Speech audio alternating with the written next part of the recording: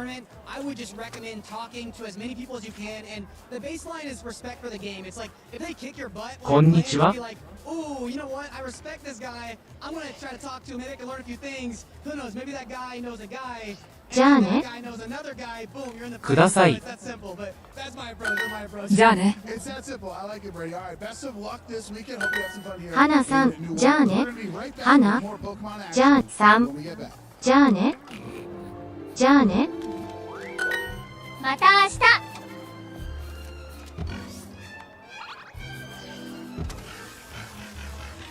また明日。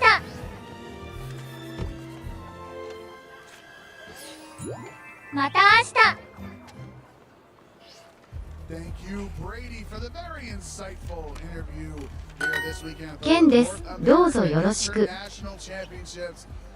です。どうぞ、ケン、ケン。じゃあね、また明日。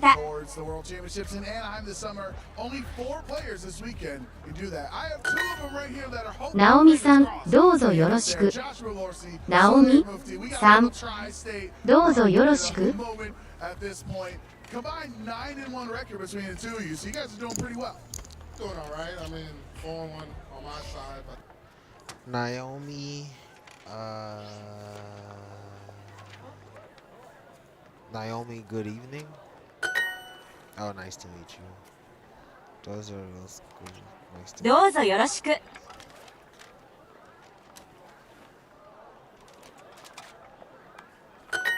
ナオミさん、また明日。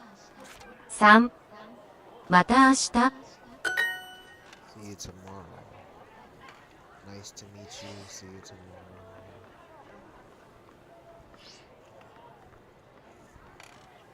ナオミさん、どうぞよろしく。ナオミさん、じゃあね。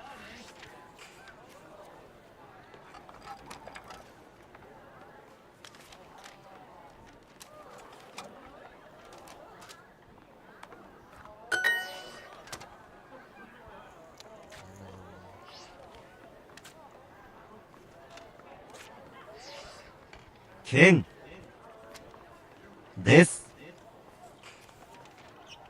どうぞよろしく。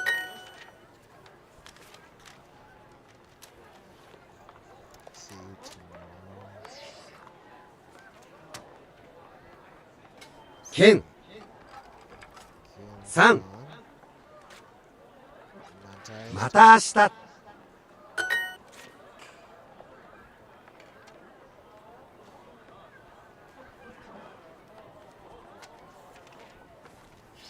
I don't know what order it goes in. どうぞよろしく。花です。 Another correct solution. I guess you can also say Hannah des.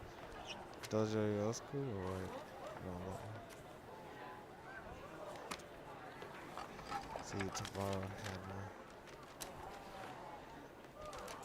Hannah. 花さん。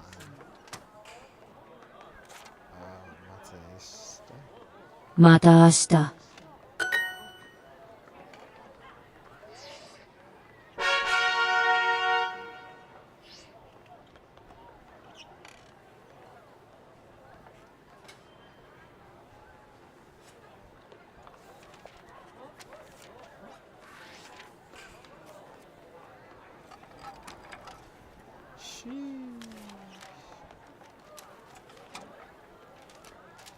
Alright, that's enough of that nonsense. We're gonna listen to some VGC. I need to rant about Spiderman. Effing Spiderman. And maybe I'll finish Pokemon Scarlet. Hard, maybe.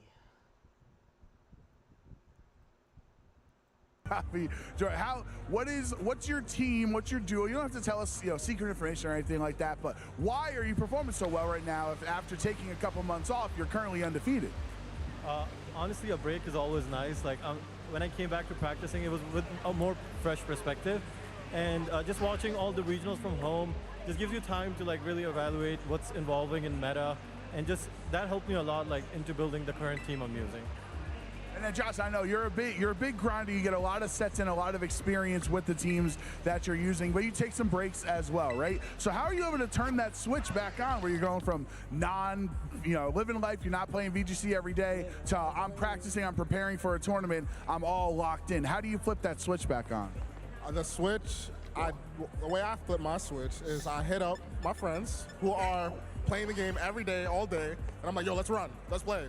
And I ask for information and stuff like that. I got Pokey Alex, I got Brady, I got others on speed dial. So for me, I got that, that little networking that Brady was talking about. Yeah. But I was actually supposed to run Brady's team this weekend, and I couldn't get one of the Pokemon in time, so I ended up running something that I switched my team last minute, basically. So yeah, I don't know. It's working. Now, obviously, it's a new format for all of us here with the double restricted, right? And we spent so much time with the single restricted. Now we're doubling up the field here. How do you feel about the competition? Does it feel like the different players, if you played players from different regions today, are playing differently, or is it's just Pokemon's just the same? It doesn't matter what region, what meta you're used to facing. To be honest, this is a weird day. I've been playing different archetypes every round. I don't have a feel on the meta or what's good. I think it's important to run comfort. I like fake. Everybody knows I like fake out, Calm Mind, and redirection. That's my thing. So if I see a team that fits those lines, then I'm gonna run it. I can't run Terrapagos, unfortunately, because it's not that great right now. But I do have something that plays very similar to it, and it's been working well. Like I said, I just got the team yesterday, and I'm 4-1 today. So, that's the one thing that's good about being an unk in VGC. The concepts don't change, but the Pokemon do, if that makes sense. Yeah, the legacy skill from prior generations of playing the game, you still remember how Incineroar works, how Rillaboom works, and even though there's new threats like Miraidon or different Pokemon, Fluttermane, whatever, you know how to handle those tools. Yeah, so as long as that aspect stays the same in VGC for the most part, I'm always going to be somewhere in the leaderboards if I'm playing. So. And I also I feel you looked up a little equilibrium balance in the dictionary. It'd be your face. You love those balance cores so much. Listen, I love going to timer. I love playing till the last minute. I just love it. That's just me. Now, so how have your matches been going? Anything crazy? Anything you weren't expecting? Honestly, I've been playing against everything I was expecting. Everything I tested against, I ended up facing that. But the only thing that has been different is the EV spreads. For example, start of the season, everybody was running bulky Koraidons, but now they're running Jolly and much more offensive. So that was something that caught me off guard. But except that, every team is the same. It's just you just have to readjust a little bit. And yeah, it's just been going very smooth so far. Now, when you're playing or when you're team building and ready for a tournament like this, do you guys, when you're making teams or when you're texting Brady, asking, do you accept certain Pokemon that maybe are fringe Pokemon? You're like, my answer, I don't have a great answer into this random Pokemon, but it looks like it's only going to be on 3% of teams. I'm just going to hope I don't face it. Or do you try to adjust to have as many options for these fringe Pokemon that you might not be expecting to see? I think I guess for the most part, I'm running a balanced style of team, and where balance excels is it's any matchup feels sort of playable because you could outplay your opponent, and certain matchups feel good, and there's going to be definitely some matchups that feel bad, but you have that capability. If you have the capability of outplaying your opponents and knowing how certain teams play, there's always a match that you could win. Yeah, 100% agree. That's why practicing with your team is the best, because in this meta we have so many good Pokemons that can do good things. So you need to know your team better, good enough that you can figure out your lines and your matchups, how to play that against that team in a couple of minutes. So definitely just practicing a lot with your team makes those fringe Pokemons much easier to deal with. Now, you guys, two of my favorite guys to keep up with at all our events, but you obviously got big groups that you work with, friends that you travel around to these regionals with. So before we wrap up here, I want to give any shout outs to any of those friends that help you on your journey to currently 5-0 and 4-1. Number one, shout out to Clinton. Clinton is my guy. That's Kaiser online. Thank you for everything. Shout out to Mom. Shout out to the friends. And yeah, man, I'm just here to game, have fun. We're in New Orleans, so the food is good. We're in a community full of great people playing VGC, TCG, whatever game you play. It's just great to be here. You know, the atmosphere, just playing what we do and doing what we love. Same here. Shout outs to my friends and families. Special shout out to Arcel. He couldn't make it here, but like he helped me so much with this team. Cannot thank him enough. Shout outs to Walter and Danish and my friends and family, all the other friends that are supporting me, and the friends that got me these Pokemons. I really appreciate you. Thank you. Yeah. Shout out to my brothers back home, Dion, Justin. I love y'all. Those are my brothers, and that's it. Hey, that works. That's good. I want to get you guys have your shout outs just in case you never know. All right, I'm going to keep my fingers crossed. I'm going to hopefully I'm going to, spoilers, you guys are going to face in top 4 with your Worlds invite. It's already secured. That's why it's not stressful anymore. Let's do it. 100%, let's do it. All right, cool. Thank you, Josh. Thank you, Sohaib. We're going to be back with more Pokemon action.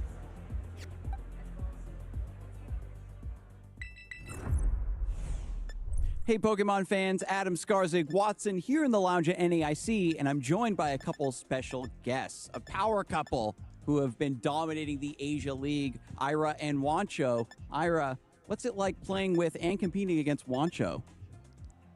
It's been fun. We play in the house, and then we play in major tournaments, sometimes against each other, so it's been fun.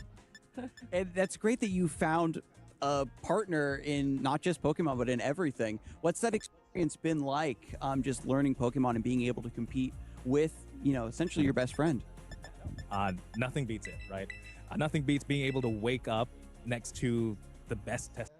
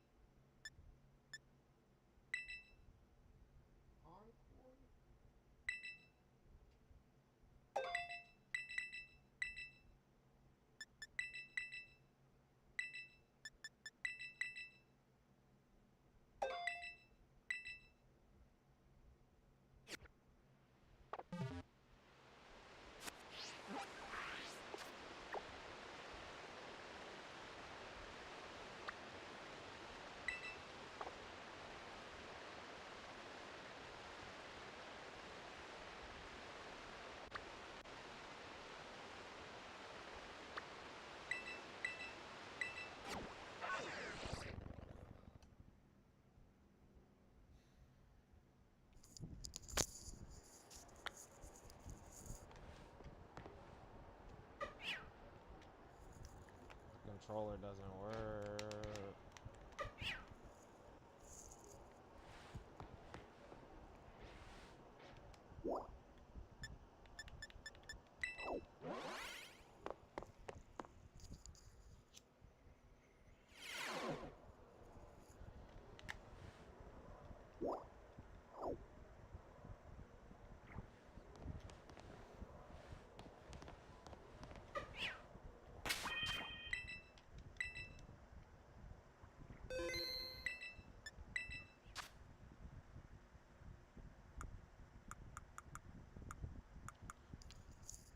My favorite part of Pokemon games is literally just setting up my team. Not even battling, just creating the team sometimes.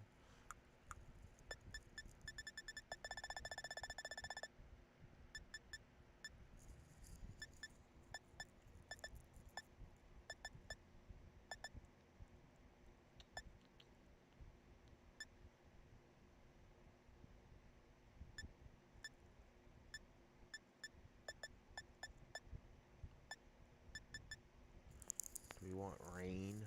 No.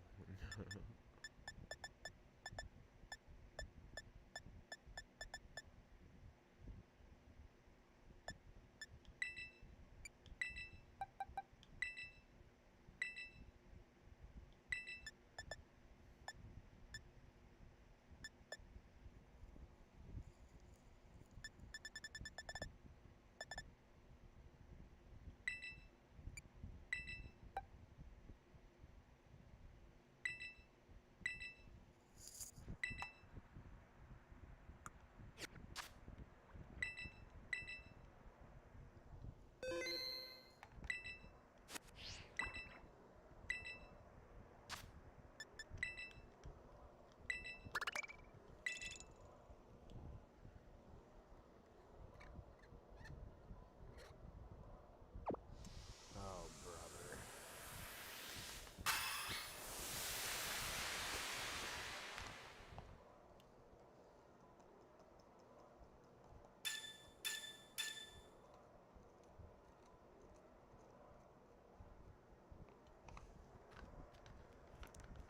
The plan is to fly around Paldea, collect all of the stuff, maybe catch the legendaries. Maybe.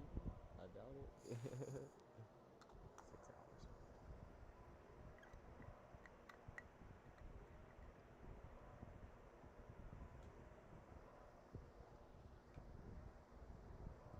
Just out. You can't play anymore. That's how That does sound pretty ruthless. You have any stories with that, Wancho? No, that was just a very scary day. I know when you're winning together, you also have to lose together. You have to practice together and prep together. And I'm so happy to hear that your Poke family's prep and bond has paid off. And thank you so much for sharing your story with me and with our audience at home. And I wish you the best of luck here at NAIC. And we're going to kick things back over to some Pokemon action soon, so don't go anywhere. Yeah, Adam, how soon is now? We are ready for even more Pokemon action here in New Orleans. And Scott, I just love, and I love to see when two people, incredible people, are doing well at Pokemon. Wancho and Ira there. Incredible story from the both of them. Great to hear from Adam and all of them about that. Yeah, Wancho's a great guy too. We get to see him backstage every once in a while he's casting the TCG stream, so I was rooting for him. Glad he did so well. Absolutely. And eagle-eyed viewers may have noticed that we are getting set up for our next round of Pokemon here in New Orleans, Louisiana, and at the North American International Championships. No clue yet on who that's going to be, but let's take a look at some of the important things that we've had going on in this tournament. The current Swiss rankings, our 5-0 players, top 16 here. Some players we've already seen on stream, like Simone Sanvito in our very first game of the day.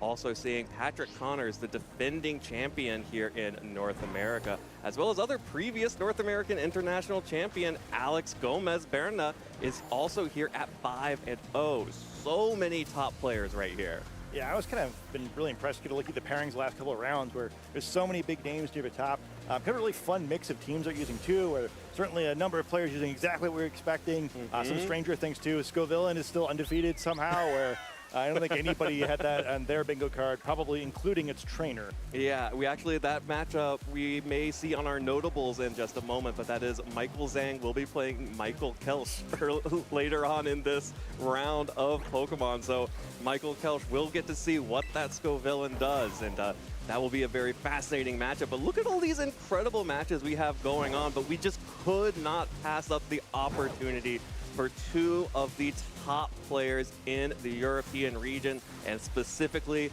in Italy. World champion Luca Ceribelli up against three-time international champion Marco Pimenta Calidora Silva. How could we pass that over? Yeah, we like to ham up how good these matches are sometimes, but for once, for real, I think if ever there was a World's Top Cut preview sort of feeling match in a Day 1 Swiss, this is going to be it. Two of the very best players in the world. Really excited to see this battle between them and kind of how they navigate this, right? I think it's a tough format to kind of get an advantage over your opponent in, so it'll be cool to see how two of the best ever try to, edge each other out. Absolutely, and I would watch any one of these matches here. We have Francesco Piopera versus Sohaib Mufti, who we just heard from needs that top 4 finish for the auto qualification, and currently undefeated, feeling good, well on his way to making that happen, but we'll have to get through another powerful Italian trainer in order to do so. Eric Rios versus Kyle Livinghouse, that was another one that I would have loved to have been able to see here. Tim Edwards, finalist in the European International Championships last year, up against Gabriel Barrios. And a few of these players we have not seen a whole lot of. Like, I'm looking at that second match here, Tianshu Ren versus Hans Pizarro, both of them at 5-0. And of course, Hans Pizarro representing Peru and the LATAM region, doing a very good job of making a case for breaking into their qualifications. Yeah, and hey, maybe that's a big first run for them. Prior to their big finishes at ICs, I don't think any of us had seen too much from Patrick or from Tim, and now it seems like we see them in these slides all the time, right? We've proven to be top-tier players, and yeah, there's always new trainers joining that group every year, so as always, it's kind of fun to see that dichotomy. Will it be a known quantity that wins, which tends to be what happens at the IC level, or will this be one of those events where we get surprised like we see a lot more often at the regionals? Absolutely, and that's going to be something that you'll have to follow over the course of the entire weekend. This is the last opportunity for players to qualify for the World Championships, the final event of our regular season. So everything is on the line for all of our players. Now, we have to talk about this matchup between Marco and Luca. I can't think of two stronger trainers that I would want to see here, except for maybe also throwing in Wolf.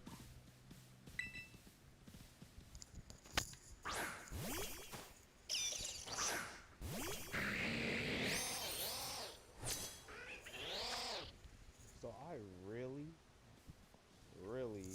don't understand Spider-Man, right? It's like he's one of the best He's one of Marvel's best superheroes. I'll give you that.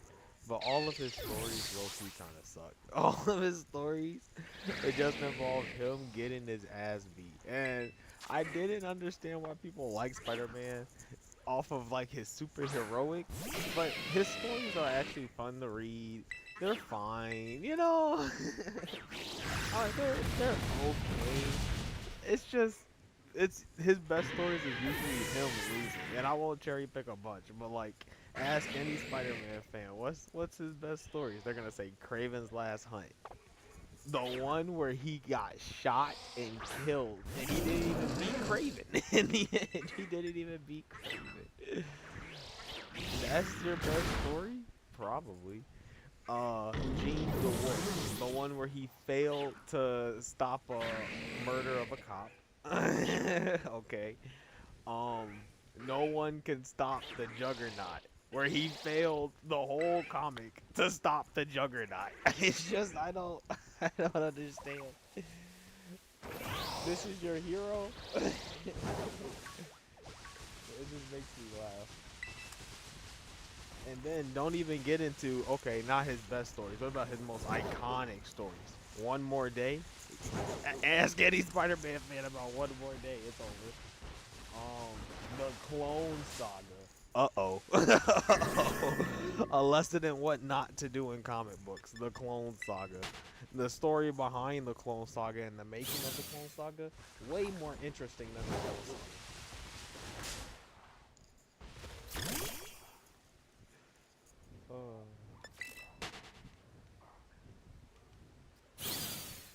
TLDR, Spider-Man is actually like a C-tier hero.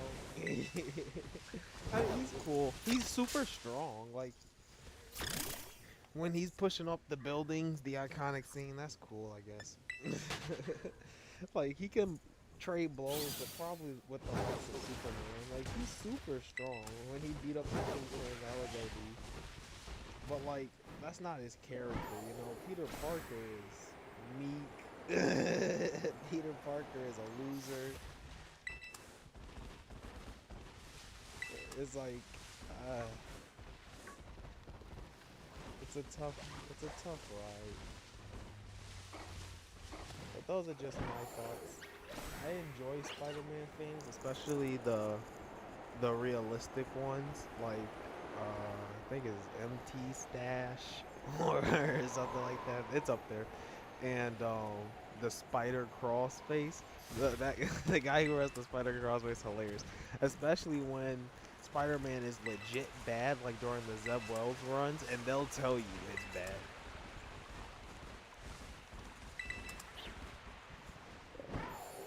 But those are just my thoughts. Let me know yours in the comments below.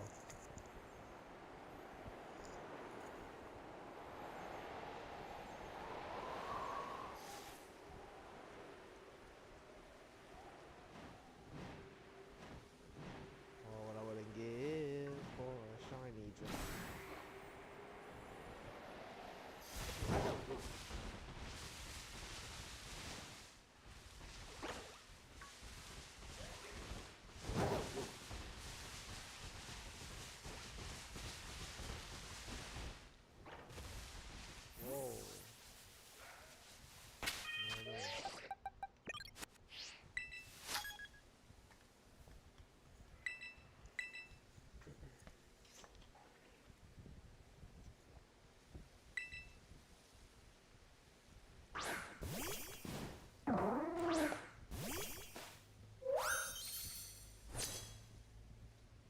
The Miraidon and the Lunala, so immediately setting up the big damage potential from the Miraidon, but going to lose this terrain after activating the Electric Seed on Lunala thanks to the Rillaboom's grassy terrain.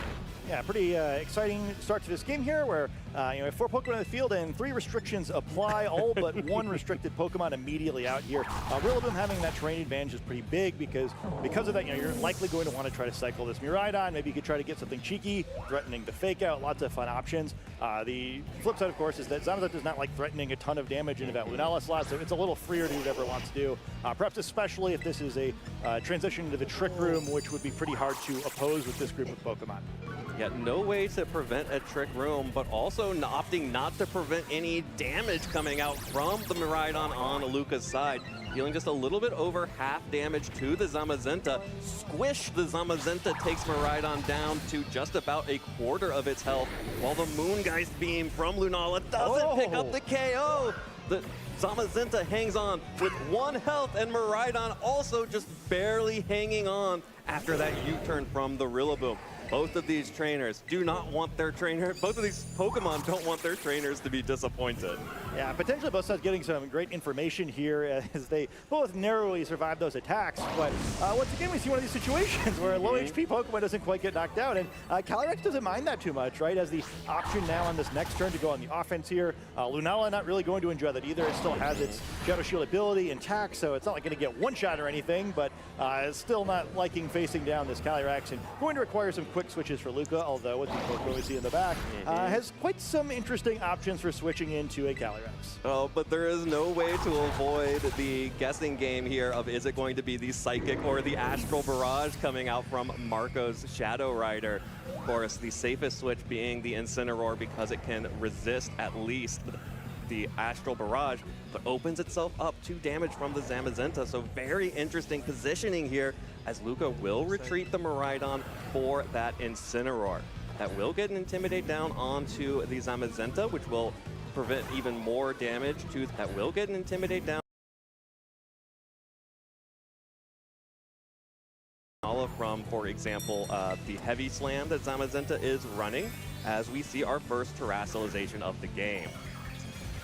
That's going to be the Lunala, goes into the Fairy typing, now potentially weak to a heavy slam from the Zamazenta, so good call there to make sure that you are lowering the attack of that Pokemon to protect your Lunala. There's the Astral Barrage. Decent damage to both Pokemon considering the Shadow Shield ability with that Life Orb. And the Zamazenta does follow up with the Heavy Slam, but the Incineroar's Intimidate allows Lunala to handily tank that. Ooh, and that's a Moongeist Beam into the Zamazenta. The Calyrex was open to a big Ghost-type attack, but did not go for it. Luca instead just cleaning up the Zamazenta. Yeah, probably nothing too upsetting there where, the low HP Zamazenta kind of being checked by the Lunala, getting off the field helps a little bit. Gets a decent bit of damage where now only like one more little tap and you're putting it in knockout range for the Calyrex at least, or maybe you play it a little bit slower and try to hit it twice. And also, offers a air quotes free switch, or nothing free about giving up a KO, but sometimes better than having it. Yeah, especially on a restricted Pokemon. But yeah, still, having it out in the field where it's kind of not creating a whole lot of favorable board position could be helpful. Taking some time here to think about the Pokemon coming in here. It's going to be the Incineroar coming in, going to drop an Intimidate on its opposite number, and threaten to fake out this Lunala, who's now no longer immune to fake out as a now Fairy type Pokemon. Yeah, absolutely vulnerable to fake out on both sides there.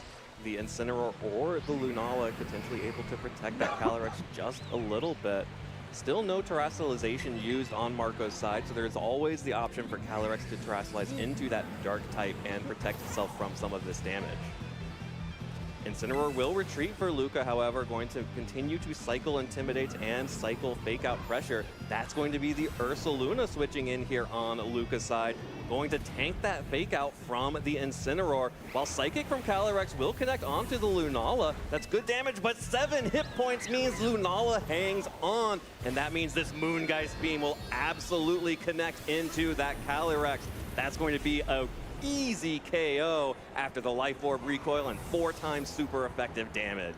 Yeah, we've seen some matches this weekend where, I guess weekday, where, the restricted Pokemon went down early and the positions in the back were still good enough where a player could come out on top, but that's going to be tough. Both restricted Pokemon down now. Ursaluna getting burned for free. Rillaboom going to come here and, enjoy the very end of its terrain, but there still is that Miraidon in the back and the Incineroar who's now going to be able to come in, probably intimidate these Pokemon unchecked, and could very feasibly even start cycling some Intimidates here. Just an excellent start to the game for Luca, critically surviving twice now with low HP, allowing him to make some very favorable trades. Yeah, all of these Pokemon have been hanging on by just a thread after all of these big hits from the restricted Pokemon.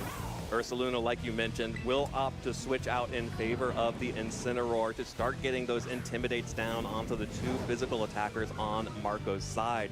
Luca has some pretty weak, Lunala's only got 21 hit points right now, is the fastest thing on the field though, which means it gets to fire off this Moongeist Beam into Rillaboom, deals just a little bit of damage back to it, but will be traded for that Wood Hammer as Lunala goes down. The first Pokemon that Luca has lost in this game, and Marco Silva, unfortunately with just the Rillaboom and the Incineroar, is going to be struggling really hard to break through this. Fortunately, with just the Rillaboom and the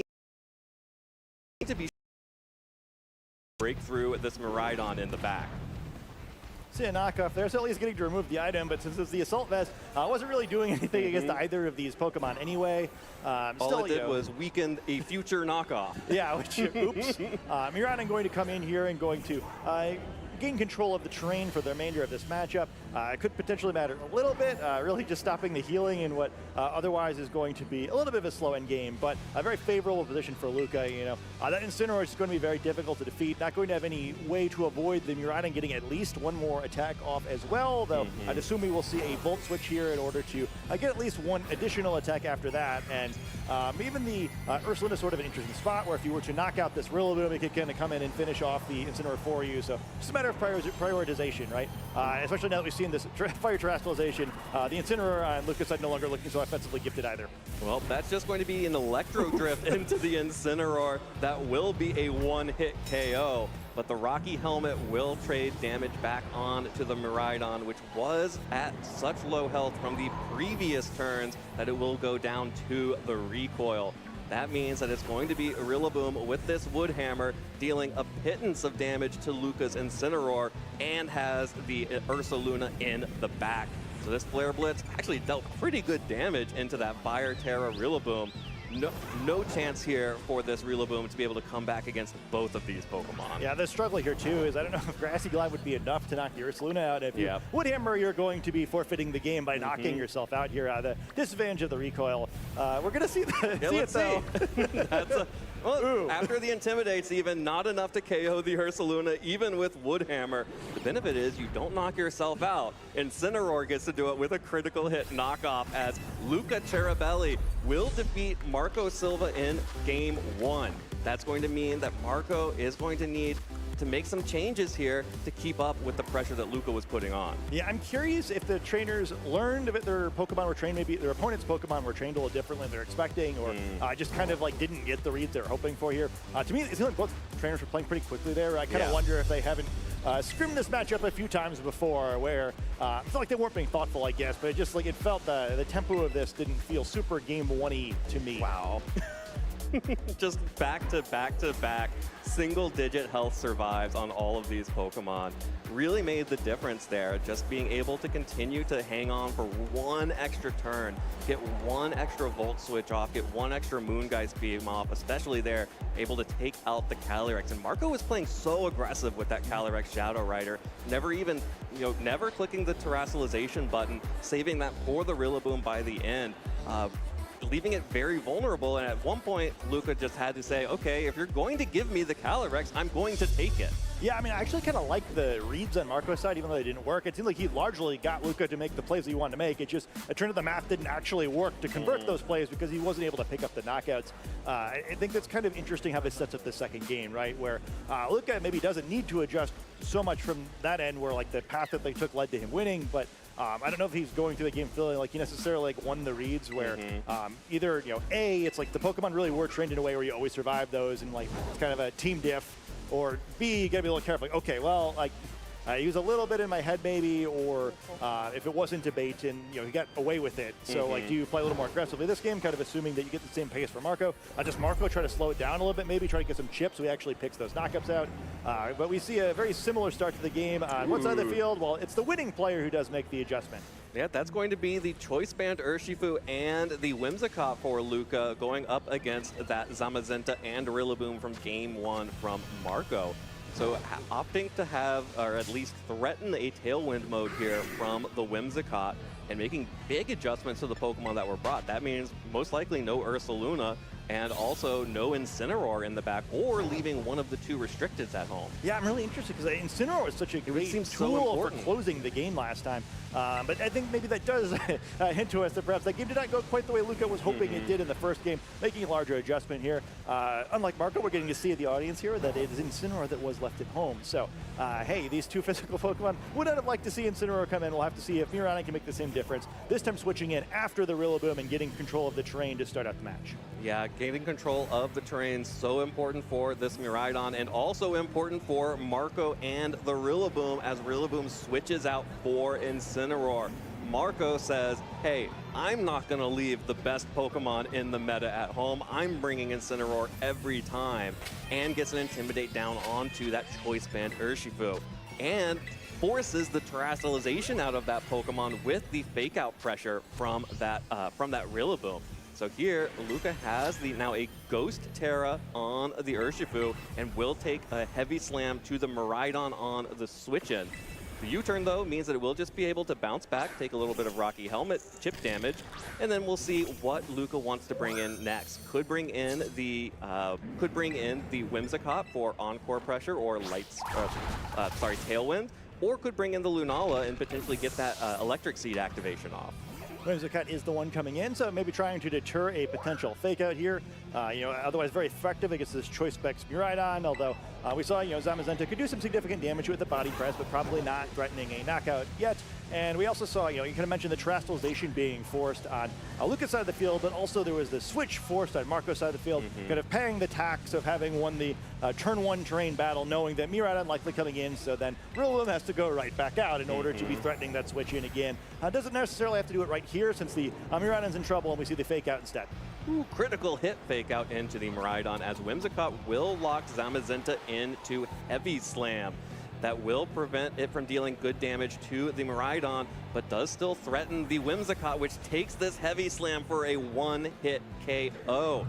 The benefit here is that it will likely force that Zamazenta out after this turn because it just can't do anything to this Miraidon if it's locked into Heavy Slam.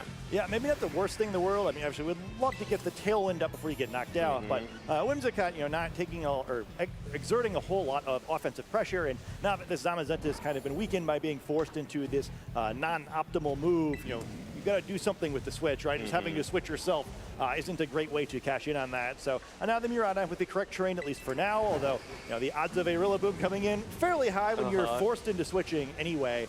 And Lunala also in a position where it gets an attack off here, but facing down Incineroar, no longer being threatened by an Encore, although I guess it wouldn't have been anyway as a Dark-type Pokemon, in a tricky but advantageous spot. Yeah, it's going to be very interesting because, it feels like Luca has put himself into the speed sandwich if we consider that there could be a Calyrex in the back for Marco. There will just be the switch in for the Incineroar. Rillaboom comes in to set up the grassy terrain, leaving the Zamazenta on the field. Happy to start continuing to hit those heavy slams potentially into that Lunala, at least break the Shadow Shield there as the Rillaboom comes in. Little bit of chip damage onto Lunala as Trick Room will be set up. And now we're in kind of an awkward position here for Luca. Yeah, this is not like the most ideal of Trick Rooms where Miraidon is such a speedy Pokemon likely to be moving last now, and with only the Urshifu left in the back with a pretty dangerous switch as well, you really don't want to let either of these Pokemon get a hold of it. Zamazenta, I guess, not going to do like huge damage, but even without the type advantage, a Wood Hammer would really hurt here. No way to get the train back for this turn. Yeah, well, there is the big Wood Hammer coming in from the Rillaboom. The Electric Seed doing a lot of work to protect Lunala from that damage as it will fire back a Moongeist Beam right into that Rillaboom. Good damage onto that as well as Heavy Slam continues to chip away at that Lunala, and the critical hit through the Electric Seed defense boost will knock that Pokemon out. Potentially a turn before Luca really would have wanted that to happen, as the Electro Drift will connect onto Zamazenta for a little bit over 50% damage there. But now, because of that critical hit, Urshifu is forced into the game. Yeah, and then critically, the Miraidon is forced to stay in as well, not going to be able to try to get an Electric Trade back. Might have been a little challenging in this situation anyway, but Rillaboom going to win the Train War this time, and again, high potential. It's still slower / faster than the Pokemon on the other side of the field, able to threaten one more big Wood Hammer and might even survive the recoil from doing so and kind of critically force one more attack to go into its slot. Yeah, I think it would still have enough health to survive the recoil damage from Wood Hammer. And we've already seen that the Rillaboom was slower than Lunala, so most likely, like you mentioned, still the slowest thing on the field. So going first here in Trick Room. And that's going to be really difficult for Luca. Did not get a whole lot of value out of that Whimsicott at all, and instead is just kind of on the back foot. Maybe if that critical hit hadn't come through, the timing would have been a little bit better, but without it, the timing is just a little bit off for Luca here as Marco goes for the Terastallization into the Water type. Yeah, always a little cheeky when you're going for the Water Terastallization in front of a Miraidon, but maybe going to be enough here to survive this Surging Strikes, get one more attack off, and that could be enough for Marco to be in a position where the game is relatively closed. Yeah, these Surging Strikes are not enough to break through the now Water-type Zamazenta as it shrugs off that damage from the Choice Band Urshifu. Body Press into Miraidon will not pick up the KO, but it will also still survive this turn as Miraidon will just follow up with a Electro Drift into Rillaboom, but not enough damage once again. Every little piece of hit points counts for these games. It seems like some very defensively trained here Pokemon here, and yeah, that's a big deal, right? Where even though there would normally sort of be the threat of, I guess you can't even Aqua Check, it's choice. So yeah, I mean that's tough.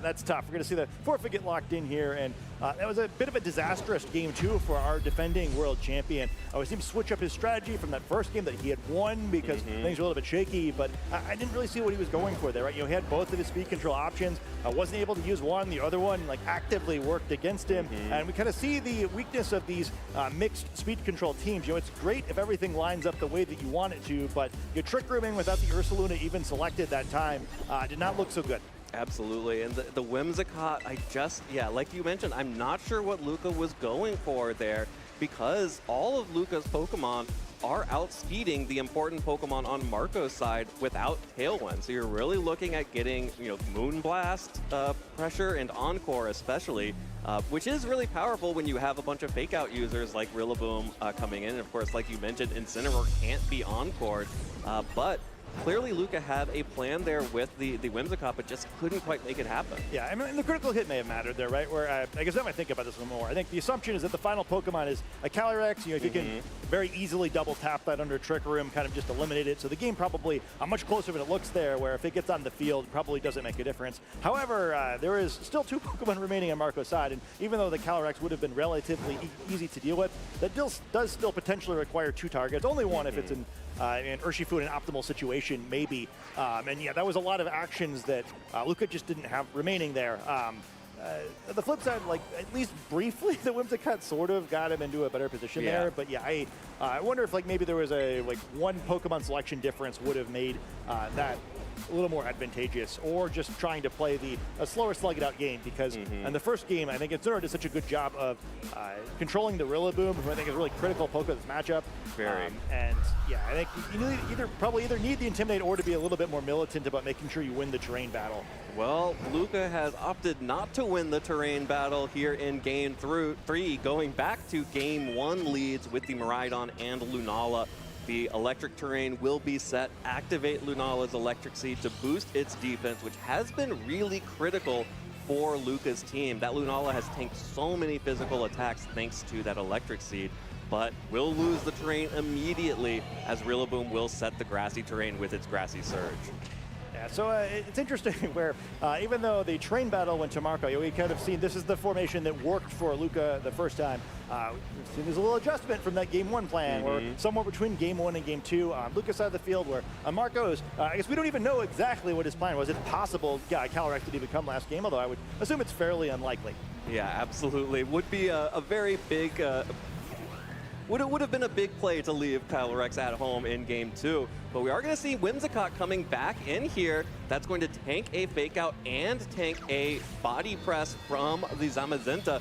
And oh boy, Luca got what he wanted. Those are 2 juicy Encore targets right now as Zamazenta takes that Moongeist beam. Yeah, I like this a lot more. It's a very awkward position now for Marco to play out. We have to be concerned about either side potentially getting encored. The Moongeist beam could do a bunch of damage out of these Pokemon. Luca also has the option, instead of bringing that Miraidon back in, kind of knowing these pressure these Pokemon, is likely to see some switches, could at least temporarily get the terrain back and maybe prevent any cheeky Grassy Glide trying to sneak in there. But yeah, once again, neither side really has a major advantage here. Rillaboom is going to exit the field, and we'll have to see what comes in. Well, we are going to have the Incineroar coming back out on the field. Happily tanks and most of the attacks coming out from Lunala. Of course, though, Marco is not running the Assault Vest variant. It will be instead the Rocky Helmet as Encore connects onto the Zamazenta, blocking it into Body Press. Still deals good damage to Whimsicott, but Whimsicott is able to hang on, and critically, that means that Zamazenta can't do anything to this Lunala but take Moongeist beams to the face. Yeah, I think that's a nice little play there. Zamazenta definitely in KO range of this Moongeist beam, although close enough for a number of switches, perhaps in Grassy Terrain activations could allow it to get out of that range much later in the game. For now, though, probably going to need to switch out here. So, yeah, what can Luca do to take advantage of that? The Incineroar also looks a little bit awkward, where that Shadow Shield isn't broken, but you could also try to go for a knockout with Fake Out if it wanted to on the Whimsicott. Yeah, the powerful fake outs into a Whimsicott, but not going for it, will instead go for a bigger attack with the knockoff, as Moongeist Beam from Lunala will connect on to that Rillaboom on the switch and finally force the Zamazenta out now under Tailwind, and actually not going for an attack at all, instead the parting shot. If Incineroar can't fake something out, it will just get out of the field, make way for one of the other Pokemon in the back.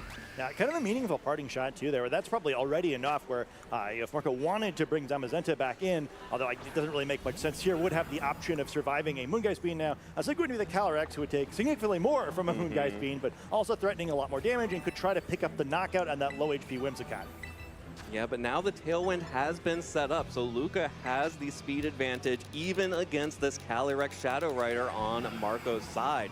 You can see this is a little bit of what Luca wanted in that game too, just couldn't quite position it. I think on Marco said you kind of want to slow play this too, right? Where eventually you would like to take the knockout on that Whimsicott. I think taking it this turn is probably too soon, where I would give Luca a free switch where he could really try to take advantage of this, where I think probably more likely is he like protect him the Calyrex, try to cycle the other slot, maybe slow things down a little bit and try maybe the second to last turn of Trick Room or something, you go for a knockout. Well, that's going to be the Whimsicott protected by Switch, and the Incineroar makes an appearance once again. Critical Pokemon in Game 1 to control the damage output of that Rillaboom, and even the Incineroar and Zamazenta on Marco's side, countered by an Incineroar of Marco's own. So Rillaboom intimidated, Luca's Incineroar intimidated, and now this parting-shotted Lunala will be able to start going on the offensive. Goes for the Terastallization, that is the Fairy Terra type to resist any Dark type attacks and boost the Moonblast, which will be could deal good damage to that Incineroar even through the parting shot. Targeting instead is onto the Incineroar on the switch in, so gets a little bit of decent damage there as Rillaboom will bounce back once more. Revolving door style into Marco's hands as the choice between Zamazenta or Calyrex here to stall out these turns of Tailwind. And it winds up kind of just being a little poke onto the Incineroar. Kind of a great job by Calyrex there. It doesn't actually do anything, but its presence does kind of encourage that Lunala to change its typing there and get the Terastallization out of the way. And I kind of feel like this is sort of what we've seen from these Tailwind Trick Room teams a little bit, where like, you gotta get in the field, you get your speed control up, and then, oh, I'm fighting against Incineroar and Rillaboom, and nothing's really in any danger of being knocked out, so it doesn't matter who's going first. Yeah, there's no danger of anything being knocked out, and I don't even know if I'm going to get to play a turn. Yeah, we're slowly but surely here, and I think, I think in general that's probably to Marco's advantage. Not only is helping stall out this Tailwind a little bit, but the Grassy Terrain healing the Pokemon on Marco's side of the field. He's taken more damage, I think also damage on more important Pokemon. So, the low HP Whimsicott probably not going to be able to take any attacks the rest of this game no matter what, where the healing on Marco's Pokemon could really make a difference as this game continues on. Yeah, absolutely, especially if that, that Zamazenta was within range of another Moongeist Beam with the parting shots and with Grassy Terrain healing, especially if Marco can reset the terrain after it expires after this turn. Pretty good odds there for Zamazenta to be able to get at least one, maybe two more attacks off unless Miraidon comes in, and that opens up the other offensive threat on Luca's side to that chip damage and being whittled down by this really sturdy core on Marco's team. Finally, though, the Calyrex Shadow Rider will Terastallize into the Dark typing. Marco will not be allowing any free Moongeist Beams here, doubly so with the Fake Out. So Lunala will not be able to move. Calyrex gets an Astral Barrage off onto both of these Pokemon. Lunala and Incineroar tank it pretty well, even with that critical hit on Incineroar. You can see all of the help that the Assault Vest is offering there, as Incineroar will retreat, and means that now Luca has an opportunity to either bring back in the Whimsicott and set Tailwind, or take control of the terrain once again. Yeah, Miraidon potentially getting a pretty free shot here. Been a lot of cycling, but U-turning instead of going for perhaps a knockout there, knock off there, which maybe Marco was expecting going to allow finally control of the terrain, at least for half of a turn here, although I think it's fairly likely we'll see the Rillaboom come back in. We are on the final turn of the Tailwind, so Lunala and Miraidon sort of threaten a big offense, but there's a caveat to both of them, right? The Lunala's taking that parting shot, the Miraidon has to play around the potential of a Rillaboom coming back in, and the Calyrex still sitting there being a little cheeky. We've seen it dodge a Moonblast twice, once by switching out and one through the help of its partner faking it out, and Luca's going to have to get a couple reads right here to take advantage. For now, switching Lunala out and resetting that parting shot debuff. Yeah, important for the Lunala to maintain its offensive options as it loses its defense boost from the Electric Seed by switching out as well. Incineroar will switch in, Marco's Calyrex will switch out, and that means that there is the Rillaboom once more coming in. As soon as Miraidon joins the field, Rillaboom comes out to meet it. And here goes Luca has the opportunity to go on the offensive now because Marco has gone for a double switch. No damage coming out from Marco. Instead, Zamazenta coming out now, trying to sneak in some extra healing, but no good. Volt Switch will pick that KO up. Zamazenta finally goes down. Sort of an interesting situation, though, where as much as it might have been nice to try to get the Zamazenta healthy enough to do something again, this is a pretty critical free switch. Whimsicott almost certainly going to go immediately for a Tailwind here, which you could try to stop, but also a free switch for Marco's side of the field, right? Where you just go for something like bringing Calyrex in here and maybe just like double attacking and seeing if you can move your way out from there, maybe picking up a couple of knockouts. Potentially, but critically, by switching the Lunala out to both reset its offense and defense, Incineroar got to come in. So there is also fake out pressure on the Incineroar side, meaning there is nothing safe here. You know, now that the Calyrex has terrestrialized into the dark typing, you can see Marco is having to make some really difficult decisions because this positioning is what's going to matter the most. And you know, I said earlier it's unlikely that the healing on the Whimsicott was going to make a big difference. I think it does does now. We were now. half joking before about the option of a big fake out going for the knockout. I think that the Whimsicott is now safe. You know, perhaps the world's biggest critical hit fake out could actually be game changing here. But Whimsicott probably with that covert float will not flinch to a fake out and should be able to survive it with this amount of HP. And yeah, I think one more Tailwind potentially puts Luca in a pretty good spot. So it's been a long and grinding game. That first Tailwind didn't get a whole lot done other than removing the Zamazenta and forcing both sides to terrestrializations, but perhaps that second Tailwind is really going to be the one that gets this game closed out. Yeah, and that is sometimes what's important about these teams. If you can preserve your Whimsicott to get the second Tailwind up, that's when you can finally start going on the offensive. But I love this play by Marco to go for the nasty plot instead of going on the offensive. That means Whimsicott is stuck on the field and Luca's gonna have to waste time repositioning, and Marco got a huge boost right there. That's a non-conventional use of the Dark Terror type as well, but Whimsicott, much like the Incineroar, unable to use an Encore onto this now Dark type Calyrex.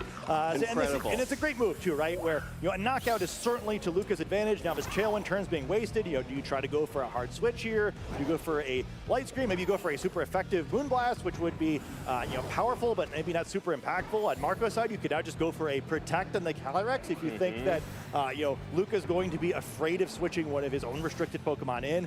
You'd love to get your own Rillaboom back out because there's at least a small window here where Miraidon would be able to take control of the train again. But Marco's did a really nice job of slow playing this one. Kind of just, it's not you don't necessarily get ahead by taking knockouts in this game. A really masterful play there by not getting greedy. Well, and a really safe play there to go for the Light Screen to set that up to negate a little bit of the damage of this now boosted Astral Barrage. But it's not enough. That's a double KO onto the Whimsicott and onto the Incineroar. And that means that it's going to be Lunala and Miraidon coming in under Trick Room and under the Light Screen, while the Calyrex is now at +4.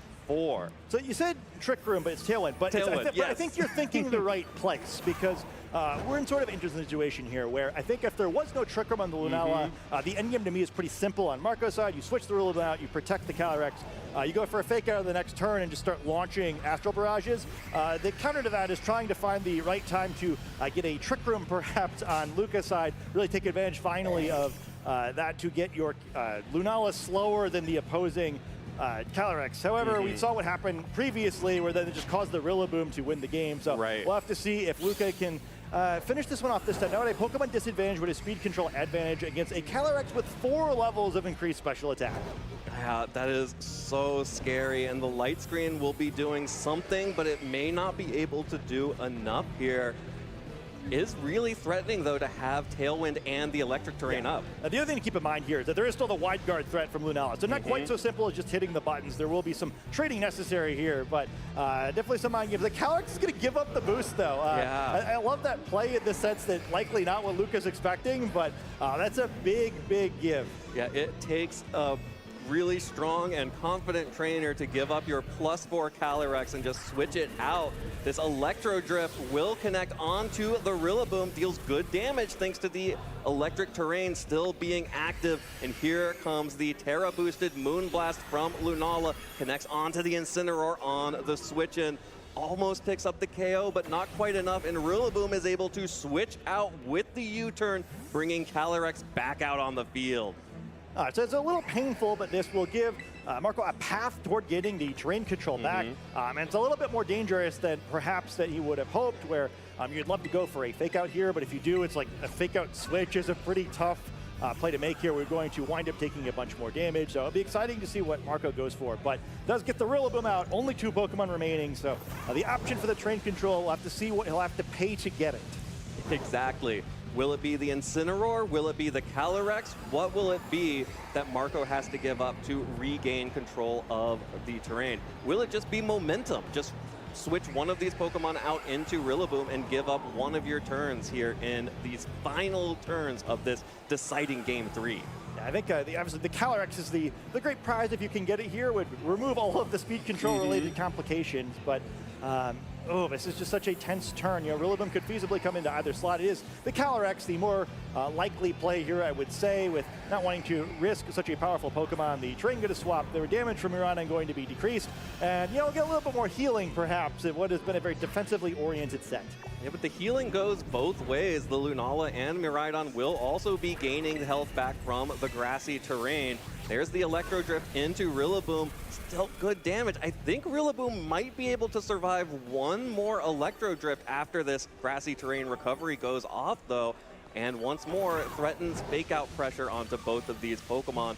Could allow that Calyrex to get back in as Tailwind peters out here. And really going to need a little bit more damage here, where, especially with the light screen still up, just the Calyrex is not in a position where, even if we're to come in safely with Trick Room expired, where I think you could reasonably expect it to clean the game up.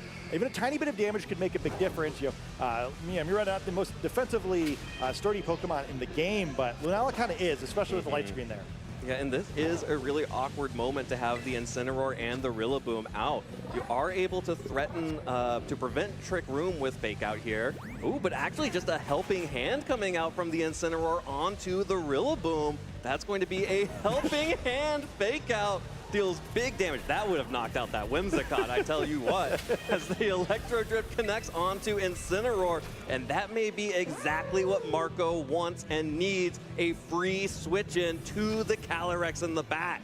Yeah, I'm not sure I've ever seen a helping hand fake out before, but extremely correct play though, right? Needed to fake out the Lunala in order to give the Rillaboom one more action for the next turn. Incineroar had no path toward acting normally anyway, so why not take a little bit more damage that fake out, potentially putting it in knockout range for a Astral Barrage on the next turn, and allowing Rillaboom to attack once more, likely with a Grassy Glide, to further weaken one of these Pokemon and try to open the door for Calyrex to steal the game away from our world champion at the final turn. All right, it all comes down to this last moment here. If Calyrex is able to pick up these KOs with Astral Barrage, I believe we still have a turn of Light Screen left, or it may be just faded. I may have missed that reading there, but if we have Light Screen up, you're tempted to block and stall just a little bit here. Yeah, and don't forget there's still the threat of Wide Guard, right? You can't just safely click an Astral Block. Maybe you make the read like, oh, he knows that I won't, so I will. But yeah, I mean, also, big single target option, right? You can't really ignore either of these Pokemon. We've seen the damage Rillaboom can do. Lunala is certainly in range of a Wood Hammer and perhaps even a couple of Grassy Glides. So important for both sides to get the read right. This could all come down to this turn. Here's the Wide Guard from Lunala, protecting both the Miraidon and Lunala from the Astral Barrage. Grassy Glide from Rillaboom connects onto Lunala, not enough to pick up the KO, and the Astral Barrage hits into the Wide Guard, which means Luca is able to fire off another huge Electro Drift from this Miraidon. Of course, it does not have the electric terrain, which means it does not have all of the huge boosts attached to it. Connects onto the Calyrex, and not enough! Calyrex Shadow Rider once more with single-digit health, hanging on for dear life and hanging on for the undefeated record for Marco Silva heading into our 7th round of Swiss. Oh, what a fascinating situation. The light screen will expire, and we wind up in a strange situation here where a Grassy Glide from Rillaboom at this turn would knock out the Lunala. However, only 2 turns left of the Grassy Terrain, which may be just enough. And the Calyrex, you know, we've seen a number of items of this Pokemon, often focus session. This one is a Life Orb. It's right at the point where Recoil could potentially knock it out. It's going to protect because of that. See if it can have its friend Rillaboom go and pick up a knockout first. Yeah, protect here, get the recovery on the grassy terrain. Lunala with another wide guard just to make sure that there are no sneaky astral barrages, as Grassy Glide will pick up that KO onto Lunala. This will likely end up in a situation with Calyrex Shadow Rider staring down a solo Miraidon as this Electro Drift will connect onto the Rillaboom here. Actually, Rillaboom hangs on all of those turns of grassy terrain adding up, and Marco is going to get 2 shots at this Miraidon to deal the damage that he needs to win this game. Yeah, well, this could be really exciting if the Rillaboom been knocked out there. Look a little safer now. Calyrex will survive now its own life orb, so it's going to need to be targeted, as will this Rillaboom. Now it gets to use its more powerful Astral Barrage with no wide guard available. That's big damage, that's 10 hit points, and that's not enough to survive the follow-up from Rillaboom as the Electro Drift from Miraidon connects down onto the Calyrex, picks up that final little bit of HP as Marco Silva knocks out the world champions Miraidon here, advances at 6-0 here in our Swiss rounds. Yeah, it's Woodhammer going to come down now, finish this match off for paperwork's sake, but it was kind of all determined that previous couple of turns. What an amazing match between 2 of the very best players in the world. And that's exactly why they're 2 of the very best players. That's why when we saw that matchup on the pairings, there was no question. And this is what's so great about the Italian community. You can see both of them talking about this match, going back and forth, working together, and, just 2 brilliant Pokemon minds right there. Yeah, I think it was a really masterfully played set as well. Some interesting adjustments at both sides. I think a really fantastic third game, which just felt like such a wonderful way for that set to end. Some great positioning back and forth, kind of seeing both sides make some reads, both sides lose some ground, and then really just came down to making the right reads at the end there. I think both sides working toward really cool end games. And wow, this format can be pretty cool when it's played at this level. Absolutely, this was such a fun set. Coming in a little bit late on the replay here, Luca had gotten quite a bit of damage onto that Zamazenta, just the chip adding up over time. This double KO setting up the end game that we had there with Luca's Miraidon and Lunala, trying to face down the 3 remaining Pokemon that Marco had and making it so close. Having both fake out users and the ability to take control of terrain immediately felt like it was going to be really hard for Luca to come back there, but Luca played out of his mind to get into a good position, but Marco just a little bit ahead, and that's what's so fascinating about these deeply positional teams, especially on Marco's side. It's all about getting the timings right exactly down to the turn.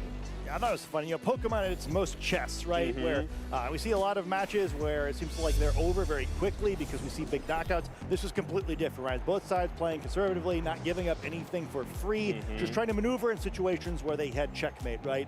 And I just love that, right? To me, this is what high-level play looks like, where you're not risking the game needlessly early in the game. Yeah. You're playing until, you have to make those risks. And, we saw some fun reads earlier in this set where a couple times Marco really could have gotten punished, I think, especially that first game, and I think that was really well played to know when he could take the risks. But even the Terastallizations, right? And they came out they weren't immediately massive value the way we see sometimes, but they were correct, methodical plays to get them in great positions to avoid losing the game and to keep working toward a win condition. I think that's the other thing we see sometimes in matchups like this one with these sorts of teams, where it just seems like the players are successfully keeping their Pokemon alive, but they're not really working toward anything. It's a very clear path in this one. What a great match. Yeah, absolutely. Sometimes you see people switching out that very low HP Whimsicott, and you're like, what are you doing? You don't need that Pokemon anymore, but Luca got so much value out of it later, but then Marco just had the positioning right away. I can't wait to hear even more about this match directly from our winner, Marco Silva. Let's take it down to the stage where Lou is standing by to talk with him. Take it away, Lou. Thank you very much, casters. I have the absolute honor of being joined on the stage by the winner of that last Swiss round, Marco Silva. Huge congratulations locking in your day 2 here at NAIC. How does that feel? It feels really, really, really great because in the last tournament I wasn't able to perform really well. I ended up going 5-3, so it's great that I'm able to finally get day 2 again. Well, the crowd was definitely loving seeing you up here on the stage. And talking about your last event, the Bologna Regional Championships, you've really changed up your team since then. Can you talk us through why you shook it up so much? Yes, in this case, since it's a bigger tournament, I prefer to go in for a more standard core that was also really similar to a previous team that I used in the past. In fact, like the team that like the exact six Pokemon that I have here are the same as the six that I played last year. But of course, I changed like Urshifu to Zamazenta, which is like fighting type for another fighting type, and also the same six that I play at Worlds. So I had a lot of confidence with that. Yeah, it sounds like you've got a lot of international experience with those particular 6 Pokemon. I'm kind of sad to not see Terapagos though. Do you think you'll ever use it again in the future? I kind of like told to myself that like I don't know, like when I play Terapagos, like it feels great. Like it feels like it's a really good Pokemon. Like the fact they can like hit so many stuff like without caring about the typing is really good. But I don't know, like every time I play, something goes wrong, like matchup-wise. So I just felt like Terapagos just doesn't have like enough aura for me to win. So I decided to drop it altogether. Well, it seems to be working out for you with the current core that you were running. Let's talk about that last match. You were obviously going up against Luca Cerabelli, our reigning world champion, and obviously another member of Team Italy. Talk us through how your kind of tournaments against Luca have gone before. Have you got much of a history playing against him? Yes, so me and Luca started playing basically around the same time. In fact, like at the first major event that we both played, we ended up facing in the finals. And in that case, he won. And yeah, like he has been like my rival forever, like since I've been basically starting playing. So yeah, it's great to, of course, play against him in a bigger stage like this one. Well, it's good to see that rivalry, but also the team spirit amongst the two of you. It was great to see the way you ended out that match. Let's talk a little bit about the plays. Game 1 and Game 2, Trick Room played quite a strong role, but one game it worked for Luca, one game it worked for you. Can you talk us through that? Yeah, I feel like this matchup is really tricky. Like there are a lot of turns that can possibly go both ways. In fact, like you also kind of have to guess like which Pokemon, like at least like in my case, I always brought like the same 4 Pokemon in the same order. But like I also had to guess, like for example, in the first game, of course, I went for Body Press and U-turn because I was expecting him to switch in the Whimsicott. But he called me like he just doubled. He called my turn like and he just doubled the Zamazenta. And then in game 3, when I went for Fake Out and Body Press, he actually switched in the Whimsicott. So yeah, Luca made some great plays. And the matchup is pretty tricky, like, but yeah, of course it was a good match because we both played really well. Yeah, definitely an expert match for a lot of our viewers at home to be able to watch. That Game 3 definitely was very methodical. It almost went to time. There were only 2 minutes left on the clock. And that endgame situation, it looked like you were really trying to get the grassy terrain control at the end. Talk us through your thoughts in those last couple of turns. So in the last couple of turns, I figured out like at some point he still had Tailwind, he still had the screens. I tried to figure out a way to like not give him like a pre-switch straight away. In fact, when I was in front of like Incineroar and Whimsicott, I decided to not go for Fake Out and Astro Barrage because I figured out that if I was able to position like Lunala and Miraidon under Tailwind with too many turns, I was not able to like break it, even with like the double Fake Out. So I decided to get another turn with Nasty Blood and then get a KO into both. And then from there, like it kind of worked out fine for me because I was able to like with Fake Out and by the fact, of course, like Miraidon cannot switch moves, I was able to kind of have it in a way in which the end game was going like in my way. Well, it was incredible to be able to see you take that set, and I always love a Game 3 as well. It gives us more Pokemon action. You know exactly what it takes to become an international champion, considering you have won 3 of them in the past, but you haven't won NAIC. What would it mean for you to take the title here this weekend? Yeah, it would really mean a lot, of course, like especially after not performing so well. I mean, like I still performed kind of well, like up there winning the last internet, but I still, of course, want to win more and try to play the best as I can. Yeah, well, there's a lot of people rooting for you. I know a lot of Team Italy and Team Europe as well are rooting behind you to take this title. We'll let you go get ready for your next round. But before we go, any shout outs to the people supporting you? So I want to shout out, of course, my team, Novo. And then also, of course, like all my friends, like Luca, Fede, and all the people, like especially Stefano Grippi. It's an Italian guy that was able to make top 8 at the Bologna special event. I basically, like, even if this is basically like the team that I played at Worlds, I took like the team that he used, like we share like a little bit of game plans and stuff like that, and it really helped me a lot prep for this tournament. So I really want to give a huge shout out to him. Well, thank you so much for your kind words and your time and your incredible Pokemon plays. It's always a joy to watch you compete. Pokemon trainers, the action is going to keep going here. We've still got 2 Swiss rounds to go. We're going to kick it to a short break, but don't go anywhere.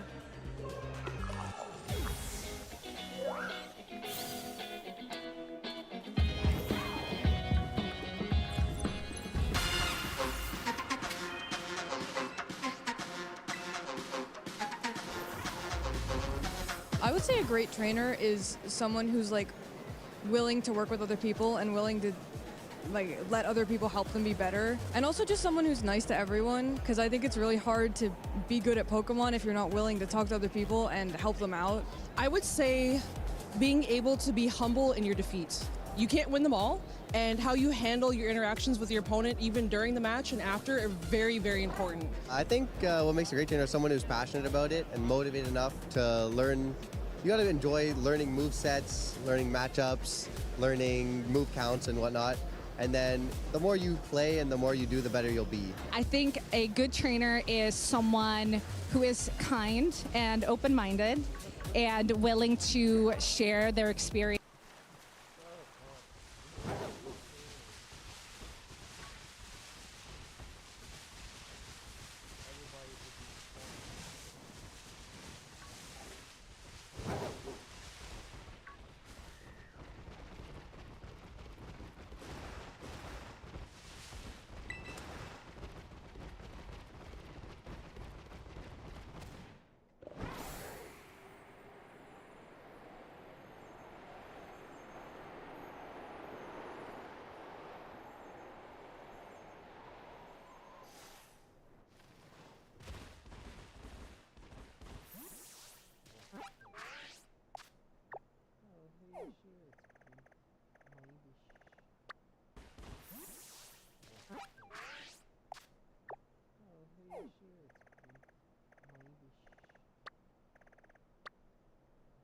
Affects all the players.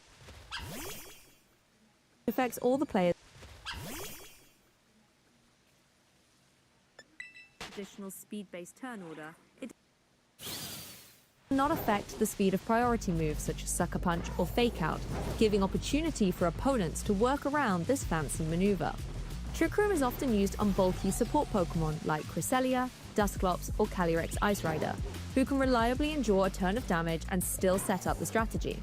Trick Room also reliably endure a turn of damage and still set up the strategy.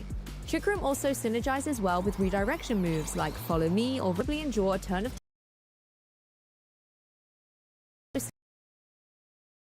like Follow Me or Rage Powder to give the Trick Room user some protective coverage. Once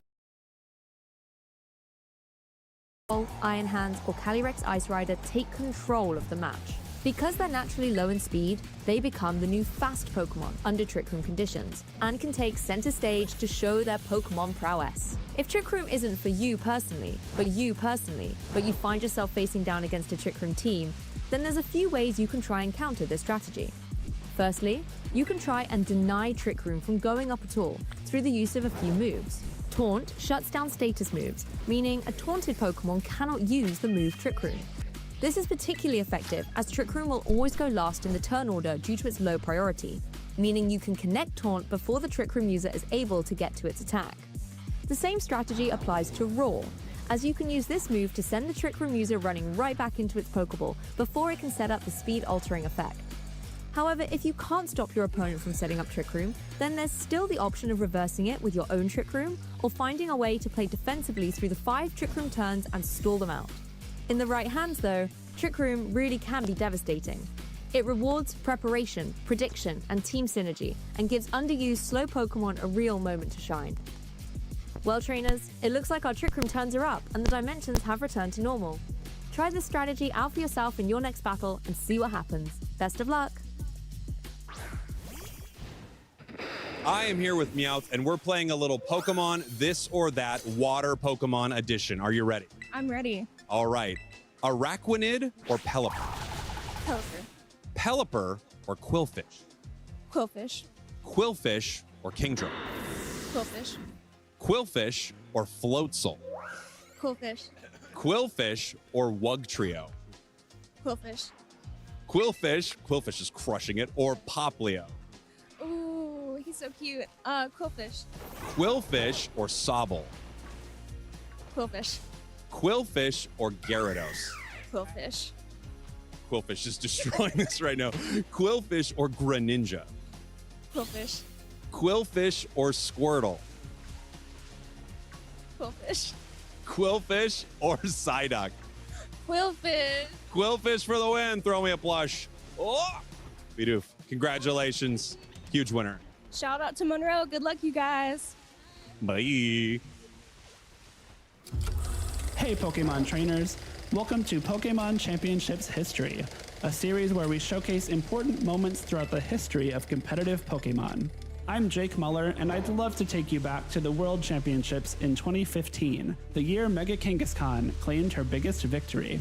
But first, we need to go back one more year to 2014. Pokemon X and Pokemon Y introduced Mega Evolutions to competitive Pokemon, and Mega Kangaskhan dominated the metagame throughout the entire season. However, when the 2014 World Championships rolled around, Mega Kangaskhan fell to the wayside, failing to make a single appearance in top 8.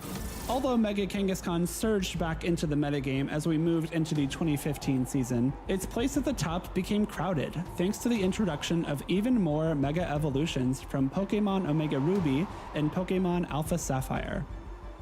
As the World Championships loomed, the community wondered whether Mega Kangaskhan would once again be pushed out of the metagame by a high presence of Pokemon that could counter it. Anticipating this, many players from Europe and North America opted not to include Mega Kangaskhan on their teams, fearing history would repeat itself. Japan, however, had something else in mind. Just 2 months prior at the Japan National Championships, Shoma Honami claimed first place with an early version of a team structure that would come to be known as Chalk, which featured Cresselia, Heatran, Amoonguss, Landorus Therian, and Mega Kangaskhan. This team composition boasted an unmatched combination of power and flexibility, leading Shoma and many other Japanese players to ride the Mega Kangaskhan wave all the way to Boston. As the 2015 World Championships progressed, it became clear that Chalk was the team to beat, even though the competition was full of teams with outside Mega Evolution picks, like Mega Mawile, Does connect with the Garchomp and does pick up the knockout. Mega Charizard X, We go for the Flare Blitz here on the Thunders. Mega Salamence, The Hyper Voice. and Mega Charizard Y. Go for the Flamethrower here. 6 of the top 8 players used teams that followed the Chalk guidelines, including Shoma Honami himself. While the extraordinary success of this team composition at the biggest event of the season was astounding, Shiny Buizel! Nice! My senses felt it. My senses actually felt it, dude! Shiny Buizel! I like landed here on accident. Like the doctor. And I landed and I was like, I looked around. There's a Shiny Buizel here. Oh, Shiny Buizel actually looks good in the quick ball. Let's see if we catch it, I guess. I have all my shinies in quick balls now. I actually have a shiny Buizel. That's cool. This is a shiny I know everybody have, but I never got one. That's so cool. Ash! Ash! Nature guess? Nature guess? See? Nobody's ever in the stream when I find the shiny Pokemon, dude. There's never anybody here when I find the shinies, right? Effing Ash, dude. Let's go. I was listening to the international champions, the North American International Championship.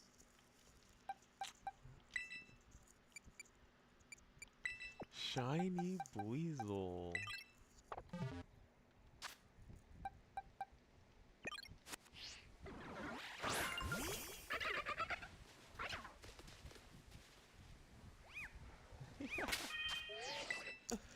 Oh, that feels great.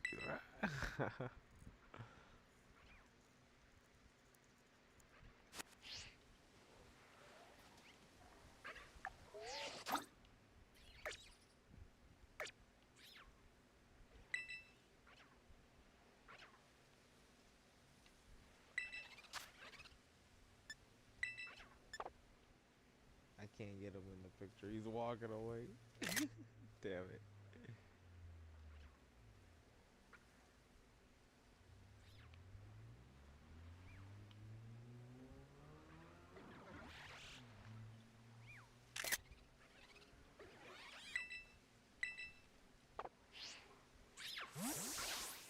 Oh, he's gone.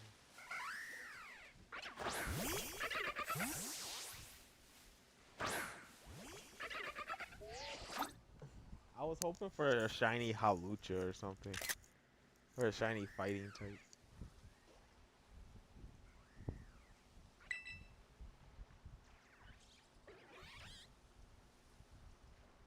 It's not even looking.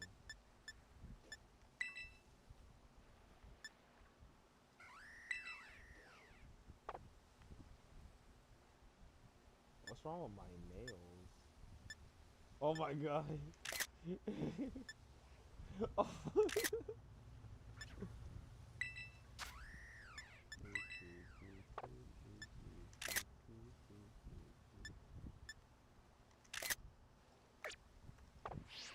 Shiny Buizel. Halucha.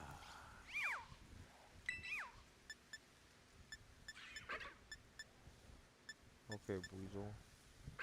Hit him with a hydro pump. He's sword dancing. It's trying to finish me.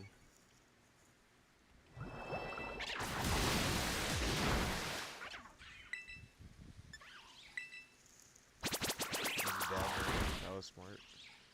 Wave crash.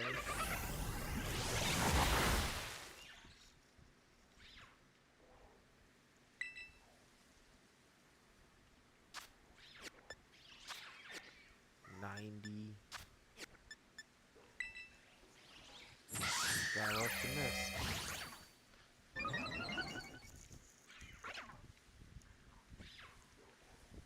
It missed. Wish I agility.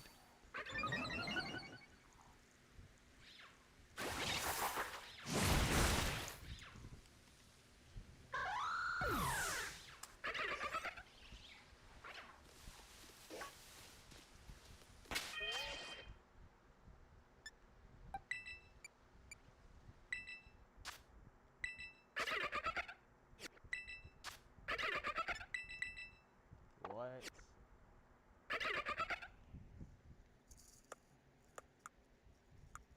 Oh, what's the nature? Serious. It does nothing. No ribbon. No more. Swift swim. We have a swift swim on now. Soak. Aqua jet.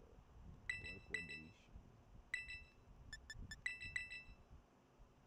I need to teach an ice punch. Ice fang? No.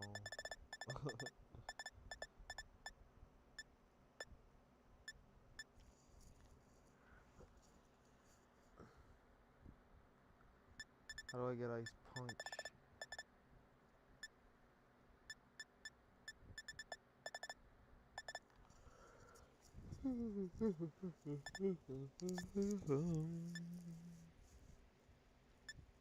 Flip turn. Water pulse. Rock tome. Low sleep. Brick a break. No, we just want like fucking flip turn. I need ice punch.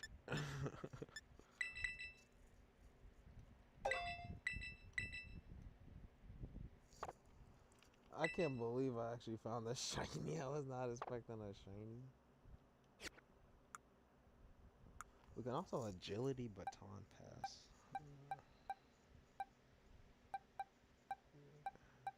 The only thing we will want to do that for is you. I don't know. Ooh. Welcome to the team.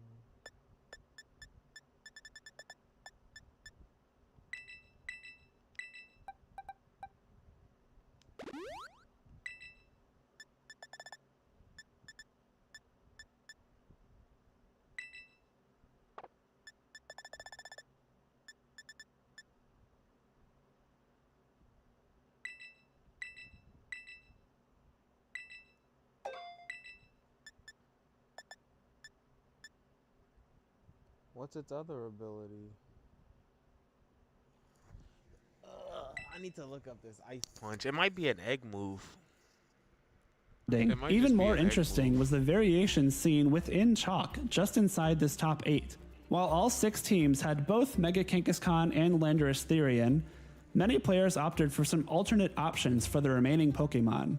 Heatran was substituted for a different Fire-type Pokemon on 2 occasions, with one player using Entei and one choosing Volcarona.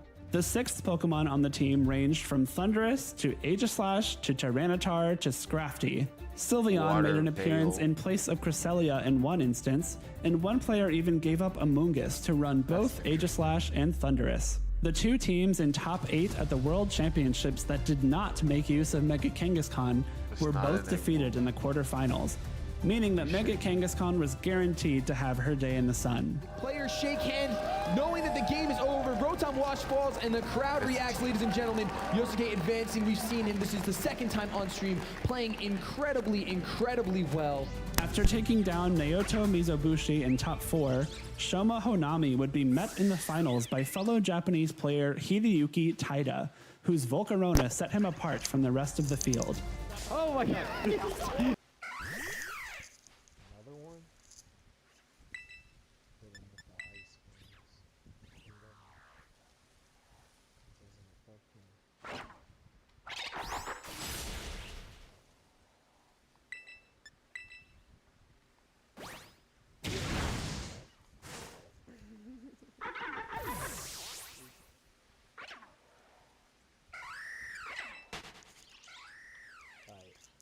Let's thank the Buizel's family. Thank you, family, for spawning me a shiny Buizel. Thank you so much.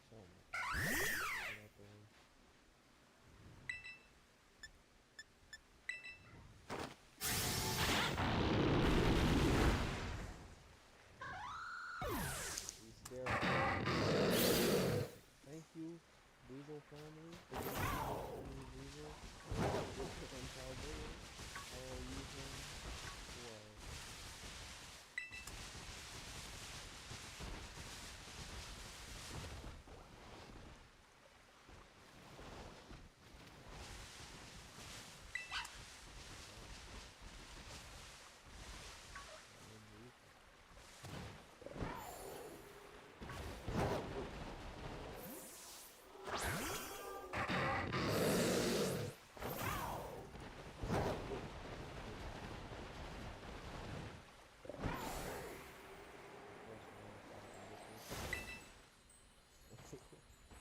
Pokemon.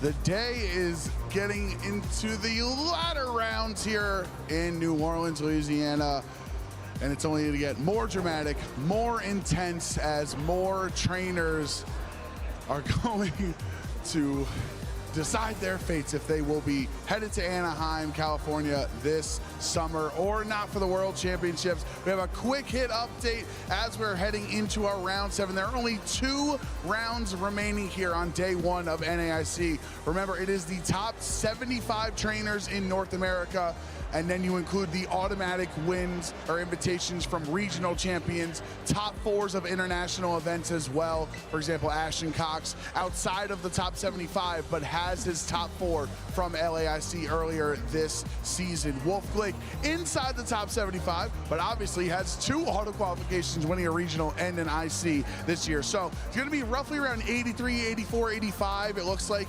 potential North American trainers heading to Anaheim. Have some updates from the community, everyone putting their work together to figure out live tracking going on, what we need to see in these final 2 rounds for these last couple of world slots. I think some trainers have potentially locked up their World's invitation. Our reigning NAIC champion, Patrick Connor, with that win earlier today, that 5th win, just needs a top 5-12, essentially a top half of the trainers in the field, and with that, seems like Patrick has qualified for the World Championships. Congratulations to Patrick. Some of the other players in contention right now that are in that, say, 60th to 80th or 90th range of points, Nick Navarre, Connor Swihart, and Dylan Kleinvin are currently 5-1. They're roughly at the edge, that bubble that we like to call it, near Worlds qualification. Brady Smith came in today, I believe, 84th in rankings, and is currently was 3-2 as of last round. So Brady needs to win out to qualify for day 2 to potentially get that Worlds invitation. A couple people need top 256 instead of top 512, which is going to be a little bit harder to achieve with how great the player base is here in NAIC. There's a couple of trainers like Dominic Vogel, Emily Parson, they need one more victory. Cedric Bernier needs one more victory, former multi-time regional champion.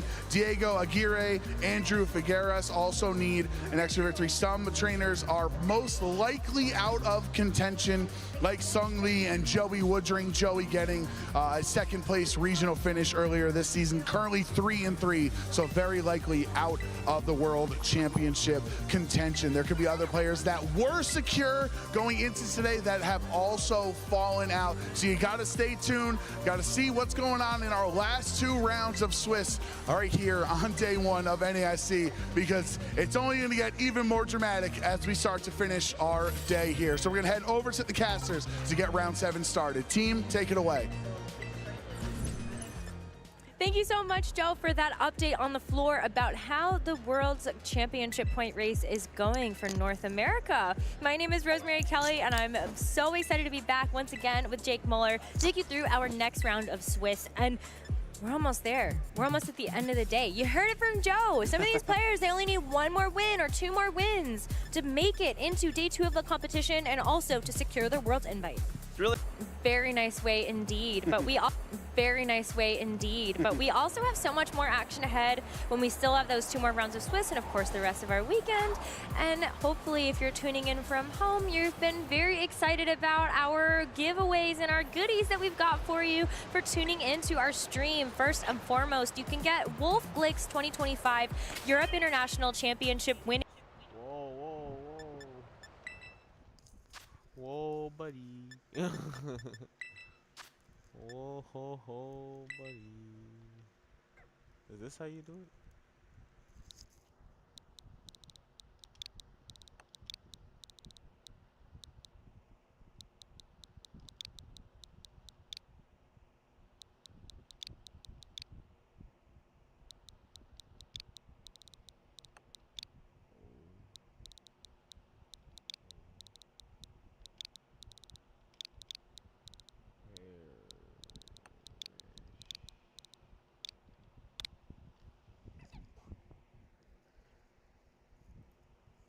Incineroar by using the code NAIC25 ConParish. If you know, you know why that is so funny. And it's just a great Pokemon to have given the usage that it's had as well. I mean, you've seen it up at #1 in our usage stats at so many tournaments. Great way to kind of build up your available Pokemon to start building some teams if you want to jump into the action next season. We also have some in-game rewards for you if you play Pokemon Unite. You can use the gift code NAIC2025, and you can also get a drop for watching the Twitch stream at twitch.tv/Pokemon Unite. Make sure you get all of your in-game exciting goodies and then, you know, stunt on people when you style on in with, like, I think they've got, well, what did I see over there that I was excited about? They've got Miraidon over there. If you like Miraidon, then you can play Miraidon in Unite. That's so cool. It is really fun. You know, it's really cool to get to include Unite in our NAIC festivities. They always have one of the most exciting crowds in the room. You know when something cool has happened in Unite because the crowd goes insane, and it's a really fun environment. I can already hear them from here. Oh, yeah. They've been going absolutely wild for those teams, and we love to hear that support for our players. But don't worry, if you're a Pokemon TCG fan, we've got things for you as well in Pokemon TCG Live. You can use the code NAIC25 Destined Rivals to get some of these beautiful illustrations registration rares for Team Rocket's Giovanni, Ethan's Adventure, and make sure you just check out what's going on in game because there's so much action happening there also on the TCG stage. Two very good cards as well. Those are both two new supporter cards from the Destined Rivals set that released a couple weeks ago, and trying to build up some of your, Pokemon cards in the Trading Card Game Live app. A really good place to start here. We also have Twitch drops. So if you're watching the stream, you can also get rewards for tuning in for a certain amount of time to the Pokemon TCG stream, and you can get Ogre Pond Cornerstone in-game cosmetics. You've got a coin, you've got sleeves, you got the deck box. But the Zamazenta goes for the Incineroar instead. Unfortunately, Francesco is not able to catch that into the Ghost Sinistra, so it's going to be a one-hit knockout. Nikolai is able to earn that with the Zamazenta, and it's starting to look quite good for Nikolai to win this game number 1.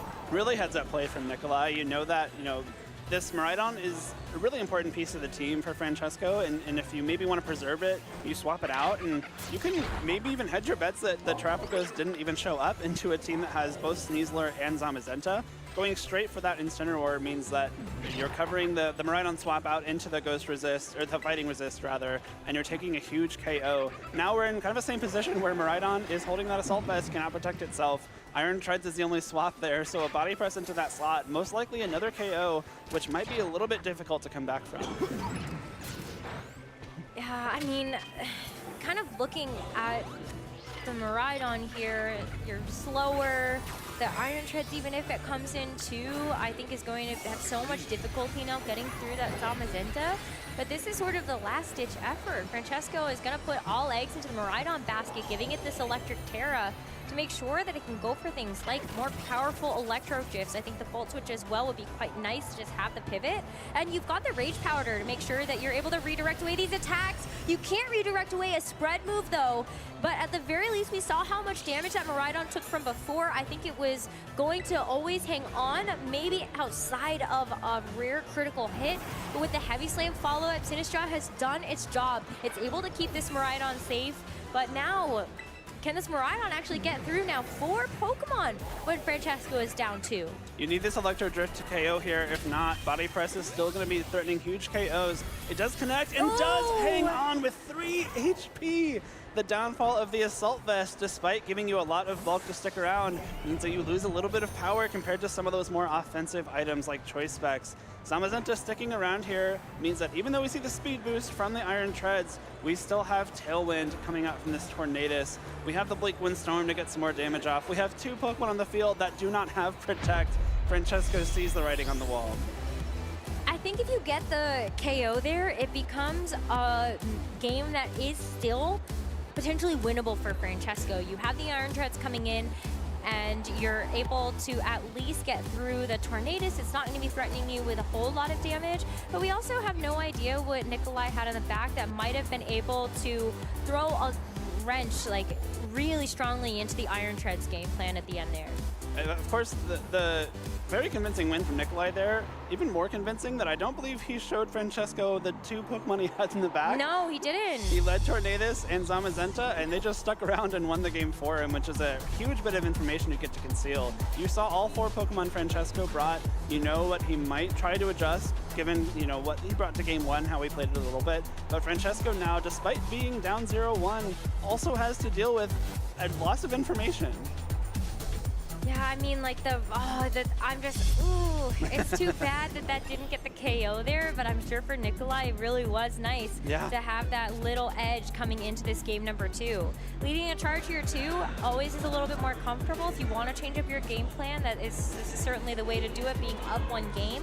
But I think for Francesco, do you actually see where maybe he does look to make adjustments?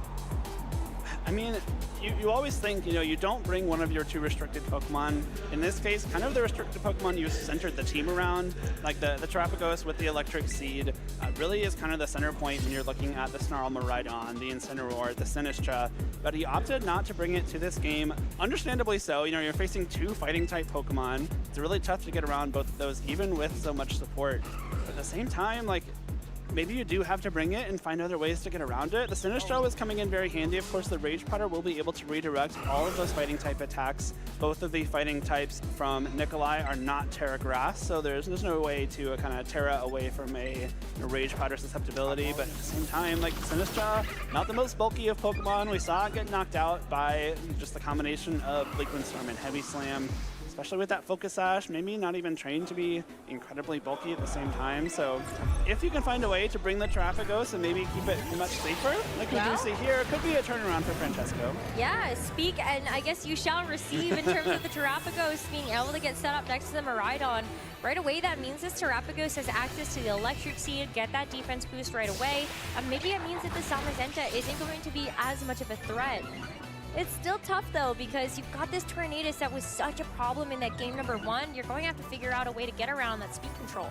The extra tough part too is that I believe the Tornadus was faster than the Zamazenta, which means if they're both attacking and the body press is going for the Terrapagos, Bleak Wind Storm will be able to connect with the Terrapagos, hopefully, and then break the Terra Shell.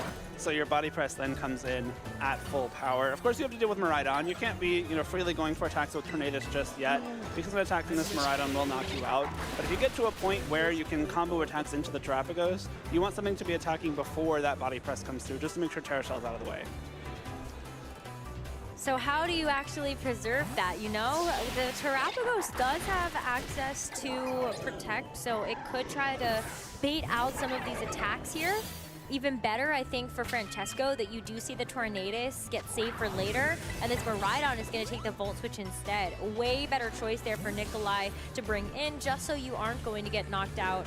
Now for Francesco, though, I think this gives you a really valuable opportunity. If you force Nikolai to have to bring out the Miraidon right away, you can actually find a way to respond to that. So it's going to be the Sinistcha again in this game. It's not going to have the Hospitality effect because Terrapagos is still at full HP, but it does take the Heavy Slam a little bit better this time. That is a big Heavy Slam. Knowing that Sinistcha might be the Volt Switch target there, that was kind of a big read from Nikolai, knowing that the Heavy Slam would be able to connect with the Ghost-type Sinistcha if that Miraidon did Volt Switch out. If Body Press was into that slot, you would have been in a spot where the Sinistcha took no damage and Focus Sash is still intact. But by swapping in your own Miraidon, you have the ability to knock out that Sinistcha with a Miraidon right off the bat. So should you so choose, especially with something like this Dazzling Gleam, which could at the same time break the Terra Shell on Terrapagos, and importantly remove the Rage Powder so the Body Press will freely be able to target that Terrapagos. Breaking the Terra Shell is definitely super important, and so I think that's really nice about the way that Nikolai has constructed this team. Even just outside of the Tornadus speed interaction with this Zamazenta, you just have so much speed on top of that with the Miraidon and a very naturally fast Sneasler, especially if it gets that Unburden activated. So Francesco's gonna cape the Sinistcha. It's gonna be Incineroar now to at least have maybe a potential to go for something like a Fake Out on the next turn. Give this Terrapagos a chance to either set up or do some damage, but we see this Terastallization committed onto the Miraidon. And that's going to be an interesting turn, I think. Francesco does not seem too happy about seeing this Terastallization. It means that the Dazzling Gleam will be powered up even further. I believe that's a Terrapagos Terastallization as well. We'll be able to remove the Electric Terrain and remove the, not the Quark Drive, the, oh my god, I'm blanking. The Hadron Engine. There we go. The Hadron Engine special attack buff from this Miraidon. I don't know if you caught it, Rosemary. I believe the Body Press was sent straight into that Sinistcha slot to cover something like this Incineroar swap. So I don't know that Francesco is going to be too happy about that either. Nope, that is going to be one sad Incineroar as that goes back into its Pokeball. You're going to get a little bit of that Rocky Helmet recoil, but at the end of the day, it's just such a nice trade to take there, being able to get rid of that Incineroar before it even has a chance to go for something like the Fake Out. Give me an Earth Power from this Terrapagos, but that isn't enough to get the KO either, despite the Rocky Helmet recoil, maybe making that roll a little bit better. This Zamazenta is able to hang on, and now this Terrapagos is in a lot of trouble. You can bring the Miraidon back out here, but do you really want to play this speed? It's going to be tough. I think we saw Francesco's Miraidon act first in the first game, if I'm not mistaken. But even if it did, there's always a chance for those speed ties.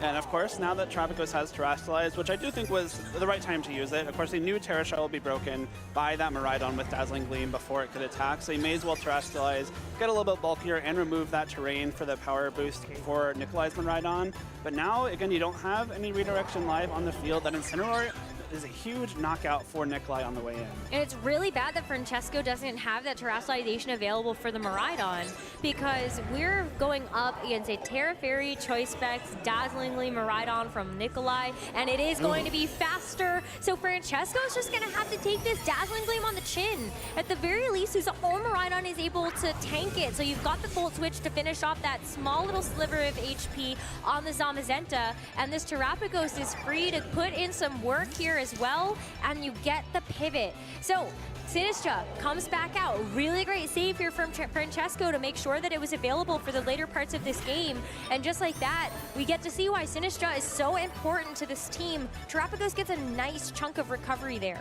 That could be a big deal. This Terrapagos in its terrestrial form is very, very bulky, especially given that I believe it's one of the very few transformations that gives HP on the fly. Especially with this extra Calm Mind, you're now bolstering yourself up against this Miraidon even further. I think that's a second Calm Mind boost so far in this game, so we're at +2 special attack, +2 special defense. You got the defense boost from the Electric Seed. We do see Sneasler, so you still have another fighting type option from Nikolai, but you have to get rid of this Sinistra first.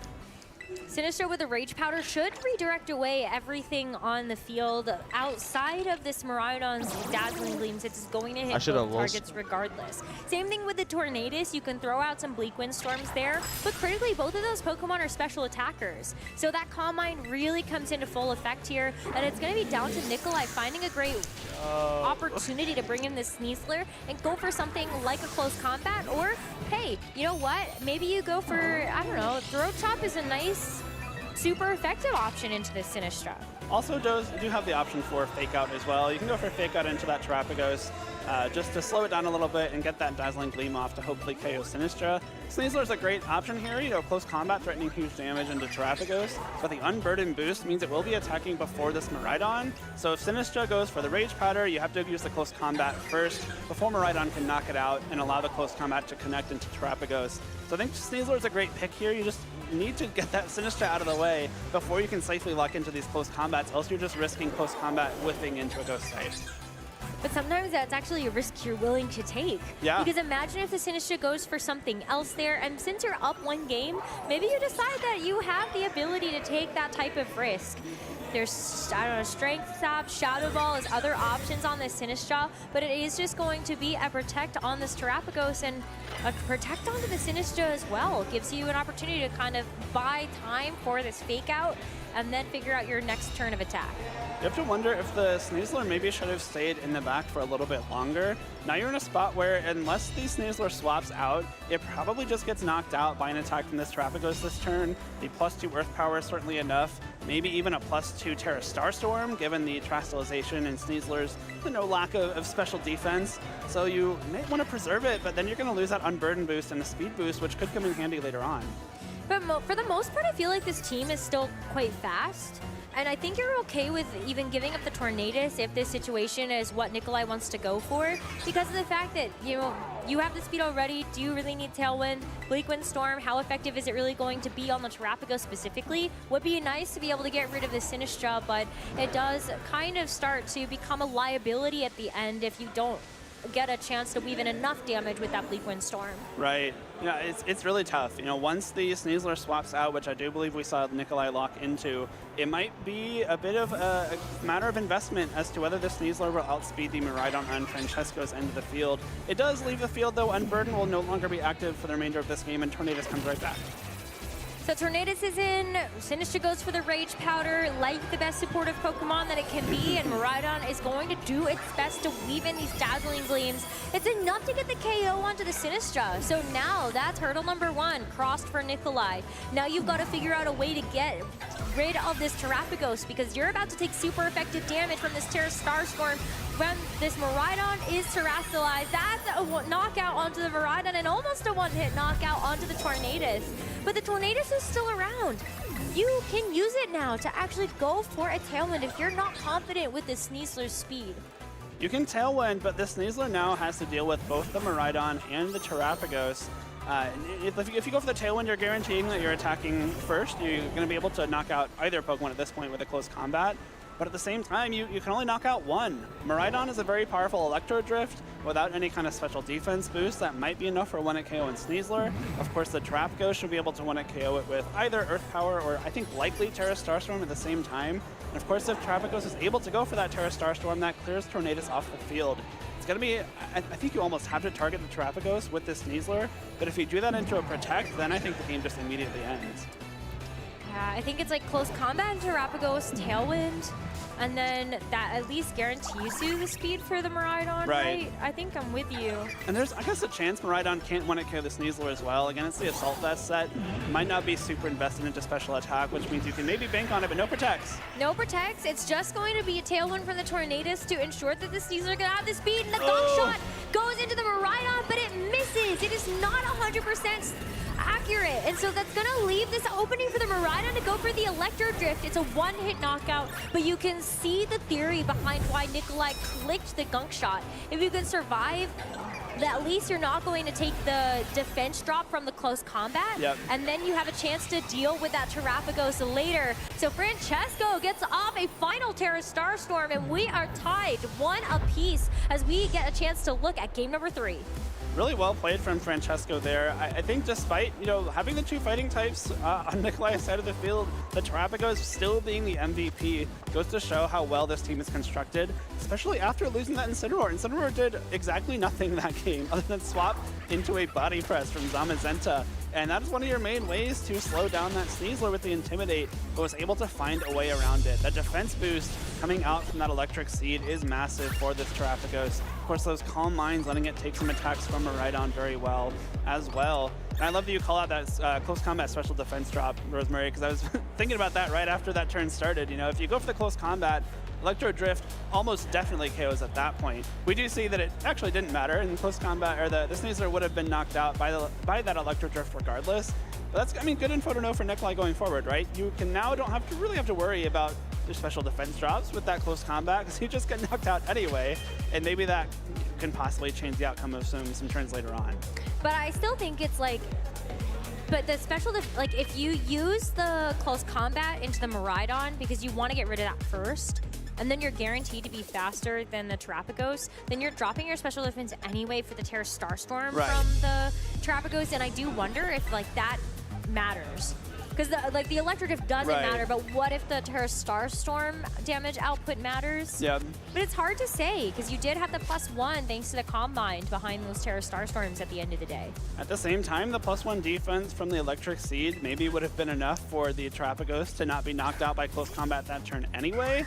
So it would have been a really tough game for Nikolai to win from that position regardless. I agree that Gunshot, if you're going to attack the Miraidon, was the right choice. Fortunately, does have that miss chance, but I want to say that miss probably didn't really matter at the end of the day.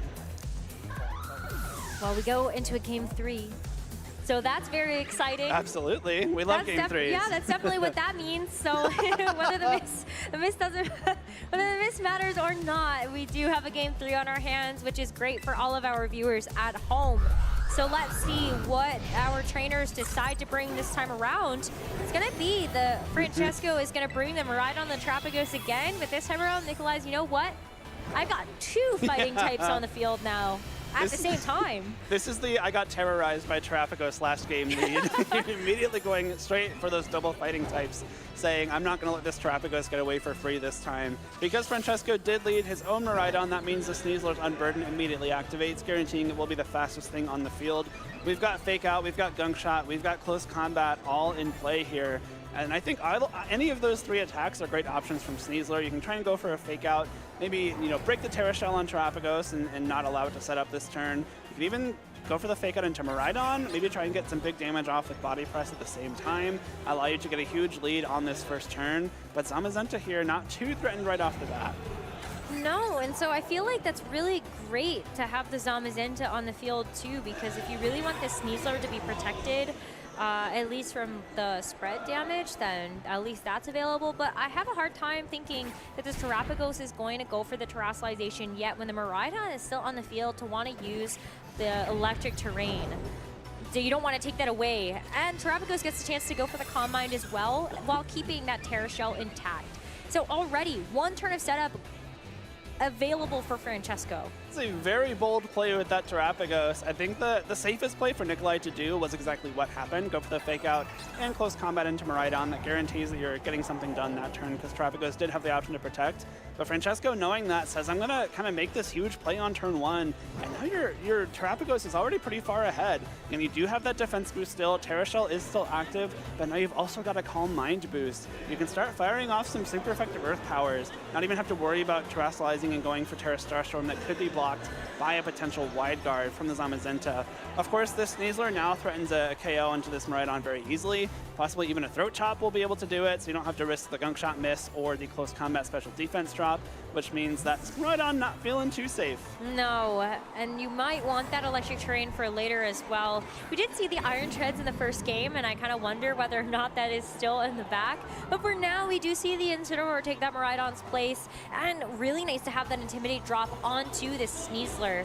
You're going to see the Terra Shell come into effect as the close combat hits into the Terrapagos, and look how little damage it does. But it does break that ability that is now no longer available for this Zamazenta to deal with, and that Body Press does a good chunk of damage, but still not quite enough. Terra Starstorm from this little turtle is going to be a single target attack since it is not Stellar Terra'd, but it's plenty to be able to get the KO onto the Sneasler.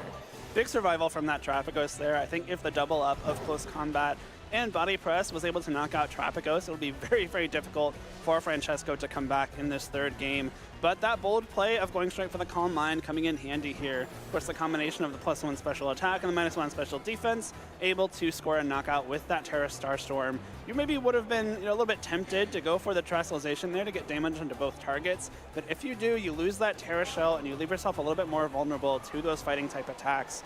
Now Terrapagos, if the Sinistra is the 4th Pokemon for Francesco again, can get back up to a decently healthy state. Of course, with the Hospitality from Sinistra, with the Terrestrialization HP boost that it gets in that form, you maybe have enough gas in the tank to survive another attack. This Incineroar will be really handy as well for some fake out help. Yeah, I like that option available, but I still think that you're threatened no matter what by a KO. I think Terrapagos has no choice except to protect in front of the Miraidon and the Zamazenta. Because I think even actually if the Sinistra comes in, I don't know if Terrapagos gets up above 40%, 50%. It'll be maybe around half. I think you probably would need to switch it in and protect and then, save the Terrapagos for a turn where you can go for those Rage Powders. But we have seen Nikolai try to punish those safer plays before. Like swapping in the Incineroar into Body Press, for example, and if Sinistra comes in here, it could be punished as well. No swaps, though. We get a Terrestrialization. Yeah, the Terrestrialization committed onto the Zamazenta, so it is going to take that Ghost Terra typing, and it does make it so you cannot fake it out on this turn. And the Zamazenta is now going to be a bit more vulnerable to these Stellar Terra Starstorms. So you've got a little bit of both coins being played here, as that Terrapagos saying, I've got to make use of this Calm Mind boost now. I have it, and I may as well use it. So, Stellar Terrestrialization there. Let's see what this Incineroar decides to do, as we do get rid of this electric terrain as well, very critically from this Miraidon. It just goes for the Protect. Interesting play there. You go for the Terra Protect, I think specifically to get rid of the electric terrain. Now this Draco Meteor will do much less damage, and the Incineroar takes that pretty easily. The Body Press will be going into the Terrapagos here, and it looks like we might get to see the Incineroar go for something like that Parting Shot. Allow the Francesco to reposition his Pokemon. I think if Sinistra is in the back, this is a pretty easy Sinistra swap here for the Rage Powder help and for that Hospitality. Absolutely. I think that Rage Powder is really the key to success here, just to make sure that you aren't going to be taking a Body Press from this Zamazenta, and there is the Sinistra.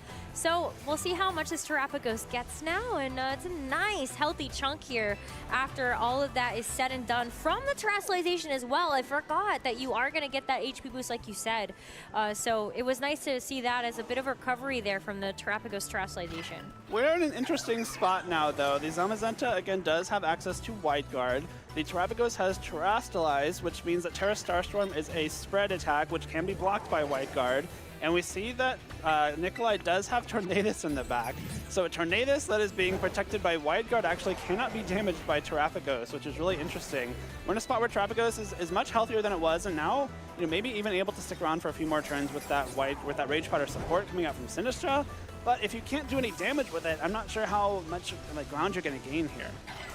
Yeah, I mean, you've got Shadow Ball, so that is something that the Sinistra can use against this Terra Ghost Zamazenta. When you have this Wide Guard, the Terra Starstorm is going to be blocked, but what if it's an Earth Power as well as a Shadow Ball?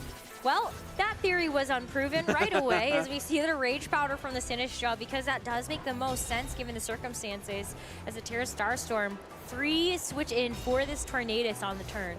Really nice play from Nikolai there, knowing that Tornadus cannot possibly be damaged by anything other than a Shadow Ball on that turn, but Shadow Ball into that slot, a very unlikely choice for Francesco. And now you can kind of just keep wide guarding, going for those Bleak Wind Storms, you know, make up some ground. There's no passive recovery on this Terrapagos, which is one of the downfalls of running the Electric Seed instead of the Leftovers. There's also no Rillaboom on the field to get up that grassy terrain, so Terrapagos is going to remain at this HP or lower unless the Sinistra is able to swap out and back in. But if you're swapping Sinistra out, you're leaving Terrapagos vulnerable. You know, maybe you're calling the Sinistra swap and you go straight for the body press into Terrapagos if you're Nikolai. It's a really tough position to be in because this Terrapagos isn't as threatened anymore thanks to the Rage Powder, but also isn't going to be doing anything productive.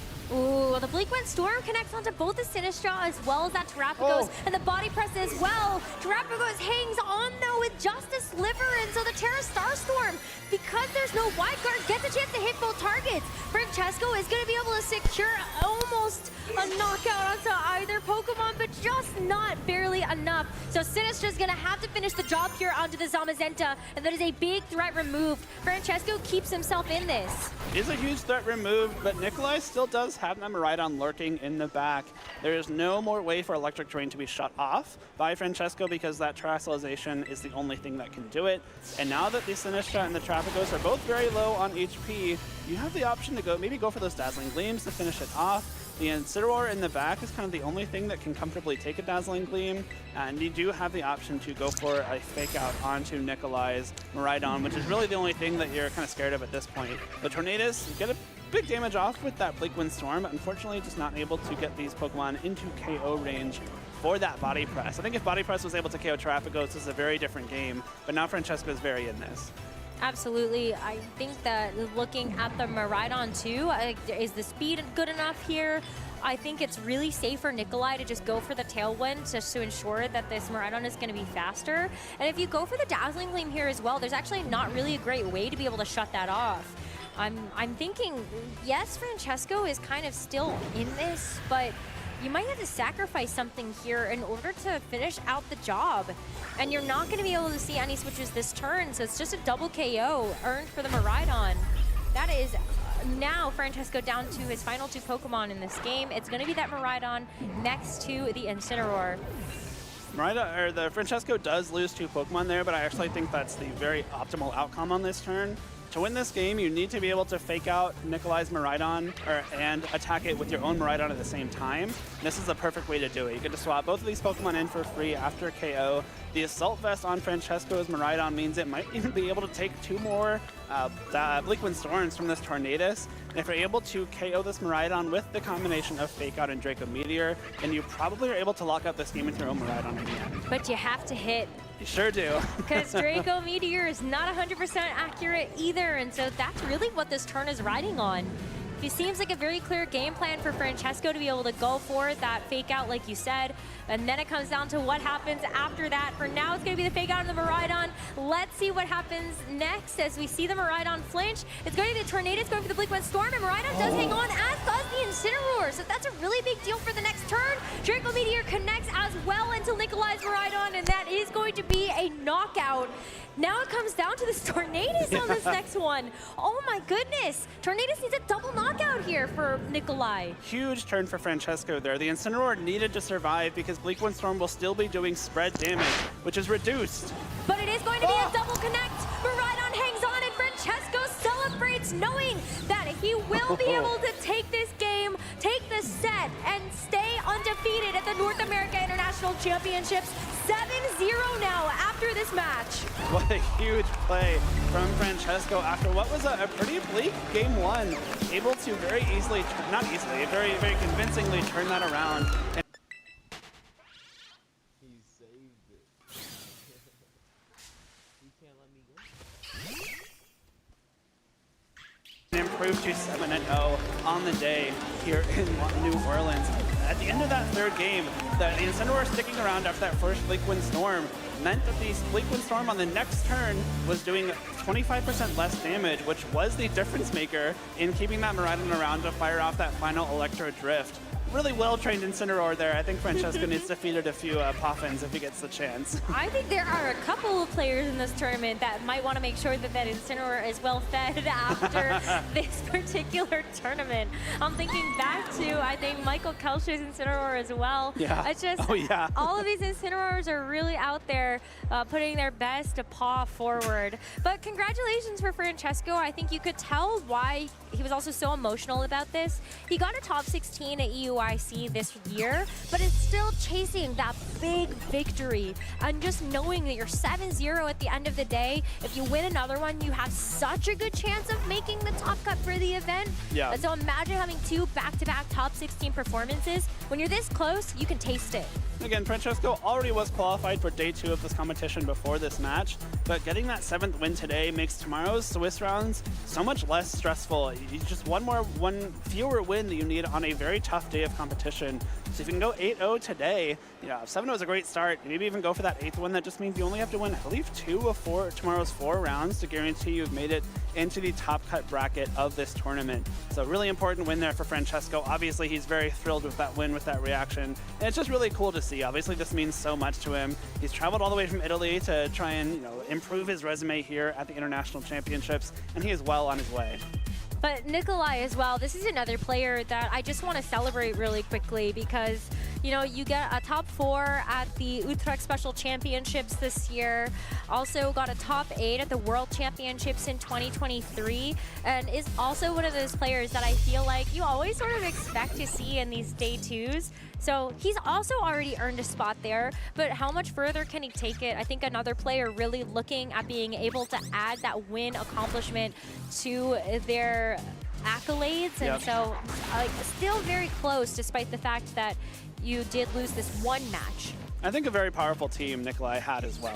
The combination of Zamazenta and Sneasler is really, really strong, especially with the coverage Sneasler provides with that Terradark Throat Chop. Not a tool we got to see used so far today, but a fighting type that can also threaten when it KOs into the 2 huge Ghost-type Ghost-type restricted Pokemon.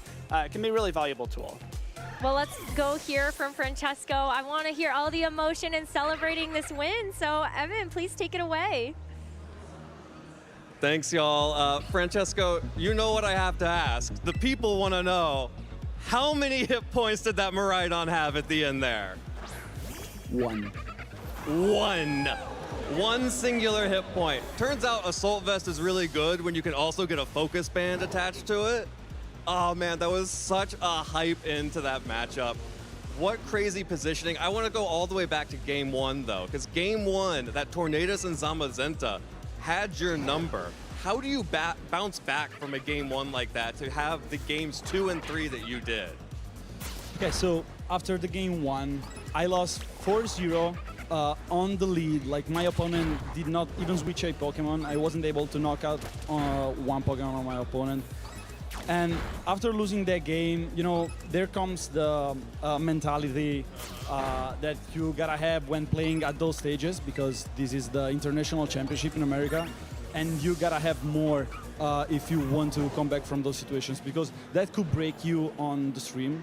I knew I shouldn't let that game influence myself for the next game. And I didn't know maybe the best plan in the game 1. I expected something totally different from my opponent. I didn't expect my opponent to bring Tornadoes at all, so that really set me off. And then once I played that game 1, I was okay, if he has Tornadoes, he has to sacrifice it or switch it out. If I lead with the Miraidon, right? So I was like, okay, and then I can set up a game off of that turn 1 if he goes for the same lead. And why wouldn't he go for the same lead? Because he just won, like, he dominated in the game 1. So I did just that. I threw a couple of Calm Minds in the game 2, and that, like, I think from there I was able, like, to win without many crucial turns, because, like, I kickstarted the game really well and kept all my resources. But in game 3, everything was different, because at one point when I found my Terrapagos, it was at 41 HP after the turn 1, where my opponent doubled the Miraidon. I saw at my Pokemon, like, in the back. I go for switching to see, like, what was the board, and I had, like, my Terrapagos at 41 HP, my Miraidon was, like, at 42 HP. And I was like, okay, so, like, my opponent sacrificed 1 Pokemon and I have both my Ubers down. I should always lose from this situation, and I was like, okay, let's try to not lose from this spot, right? So I went for the Terra with Terrapagos in order to have more HP recovered with the Sinistcha after the parring shot, because even, like, with the Protect, I nerfed the Miraidon, go for the parring shot. My Terrapagos gets more HP because 25% of Terra Terrapagos is much more than just the little Terrapagos, right? And we saw at how little it took the hit when he went for the Starstorm. So that was crucial, because otherwise he wouldn't have never survived the double. So when he attacked the Terrapagos with the body press, I was like, okay, maybe there's a chance. Because the Terra Ghost obviously could let my opponent go for that play. And what really sets off my opponents every time I play this team is the damages, because they don't know. With the Electric Seed, with Sinistcha recovering the HP, they get confused, right? So, but I knew all my calcs really well, and I was able to calculate the turns from that. And then, like, I was able to put my Terrapagos back to almost full health with pivoting the teacup, right?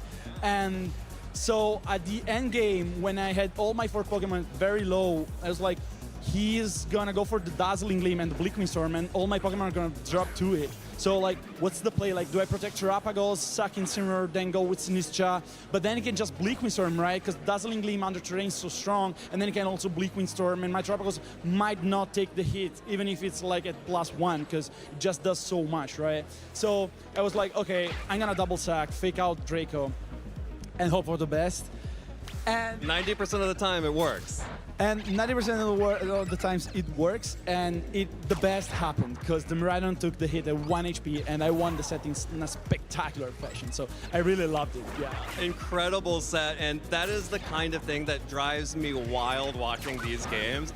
Thinking about all of those different things going into each turn, I loved that Protect Terra turn, especially because of how complex it was. There were so many different variables that you had to manage at any given moment.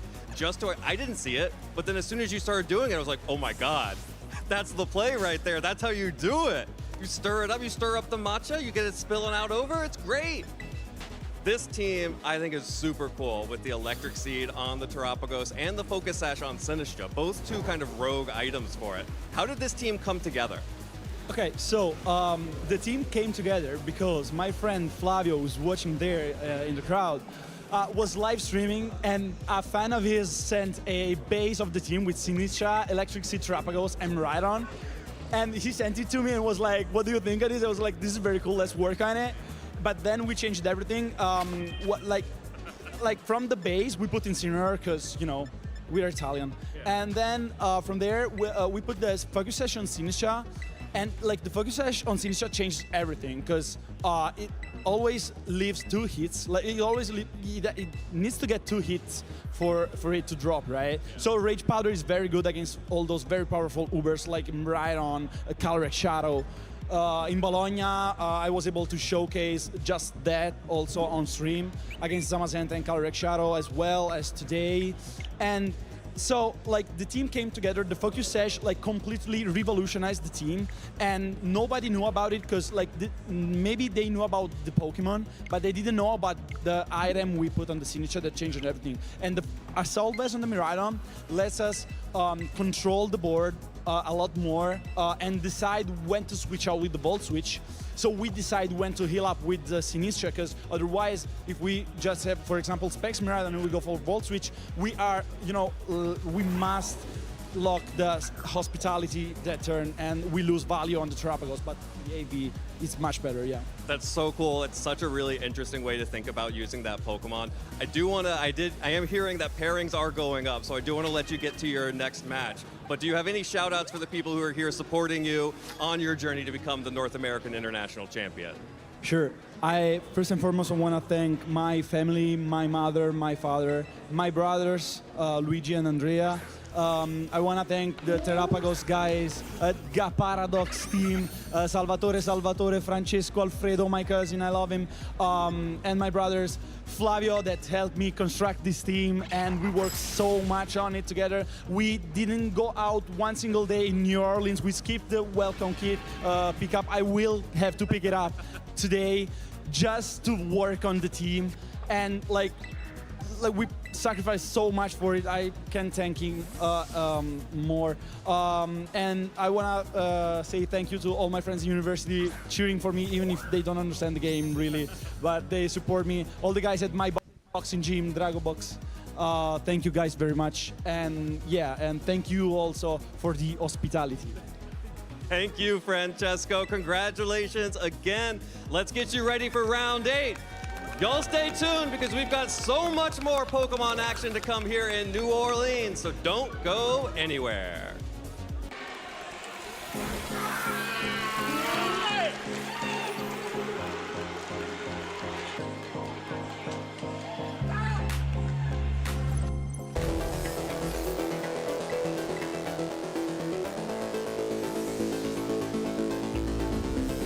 An area Pokemon trainers can focus on in order to improve is to just remember to work with others while playing. Sometimes when you're by yourself, it's kind of hard to tell maybe where you're doing well, where you're doing bad.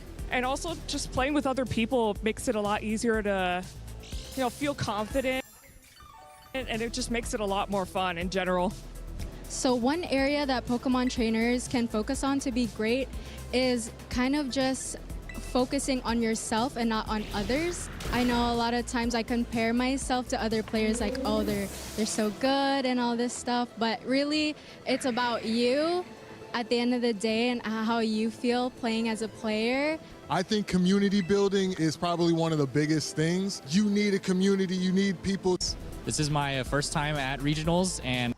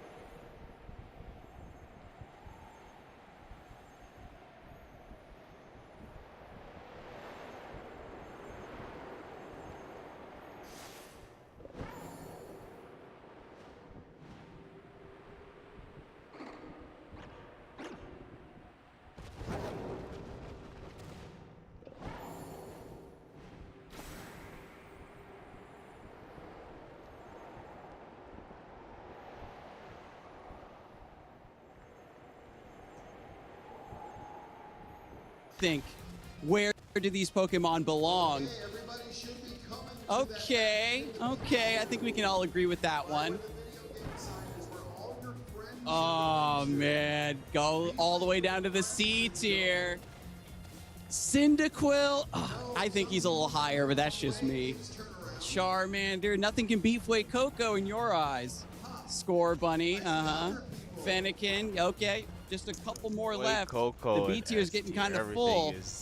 Where are the rest gonna go? Oh. Not too shabby. There's some people in the audience who are booing, and there are some people in the audience who think you are absolutely correct. So thank you for ranking the Fire-type first partner Pokemon. Let's get back to some Pokemon action. We are playing Pokemon This or That with Aaron here, Grass-type edition. You ready? I'm ready. All right. Sunflora or Carnivine? Carnivine. Carnivine or Go-Goat? Go-Goat. Go-Goat or Eldegoss? Eldegoss. Eldegoss or Abomasnow? Abomasnow. Abomasnow or Scovillain? Abomasnow. Abomasnow or Megania? Abomasnow. Abomasnow or Victreebel? Abomasnow. Abomasnow or Delmise? Delmise. Delmise or Decidueye? Decidueye. Decidueye or Sprigatito? Sprigatito. Sprigatito or Bulbasaur? Bulbasaur. Bulbasaur wins it all. Drop the plush. Oh, congratulations. Thank you so much. Thank you. All right. Bye. We did it. You keep it.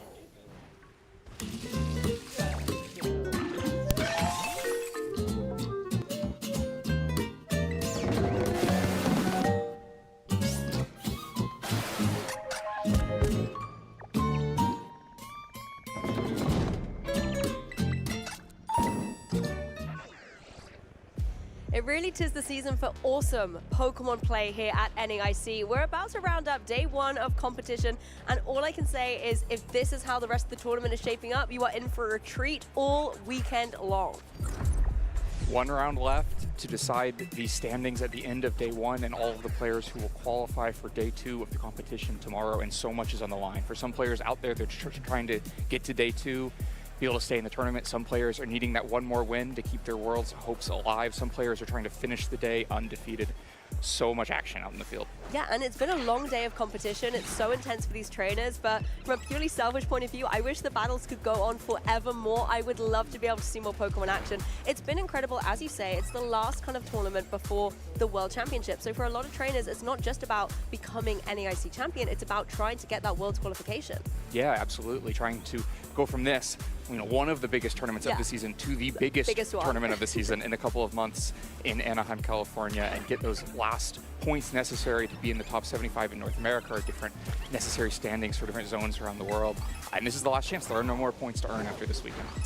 That's the thing, a lot of our traders battling it out for points, prizes, and more. But if you're not at the event, you can still get involved with some awesome giveaways. Across all of our games, there's lots to enjoy. And the number one thing I think on everybody's list is Wolf's Incineroar. This has been, I think, history in the making that Wolf Glick would use Incineroar for a victory, and now you guys can get it too. You can redeem it using the code NAIC25CONPERISH. I absolutely love whoever the legend is that came up with this. I see you. This is phenomenal, and you guys at home can make sure that you get the #1 MVP Pokemon in the format right now with the World Championship difference. Yeah, a legendary part of the season, something people will remember for a long time. Wolves run with Parish Trap teams over that period, spanned a few tournaments, even different formats, and really was such a fun part of the season. Well, if maybe team games are more your sport, then we can always kick over to Pokemon Unite. We have got here the new Platinum emblem. So by watching the official Twitch stream for 30 minutes, you can get this as well in your Pokemon Unite game. There's also a special sticker here with the gift code NAIC2025. I've been really enjoying listening to the crowd of Pokemon Unite here this weekend. Oh, it's always so fun to hear the action, hear the reactions, hear the passion of the crowd watching Pokemon Unite. Yeah, exactly. Whether they're cheering for whichever teams there are out there, it's always really interesting to see. But of course, there are some more Pokemon games as well that have more giveaway action for you to get involved with. Our Pokemon trading card game friends also have some Team Rocket items out here. You can receive some special illustration rares in-game using that code NAIC25. She said, I'm cheering for them teams because she's been cheering for whoever they are, Whatever teams are out there, I don't know. That was a clutch save. That was too funny. She said cheering for like she knows a Pokemon Unite team.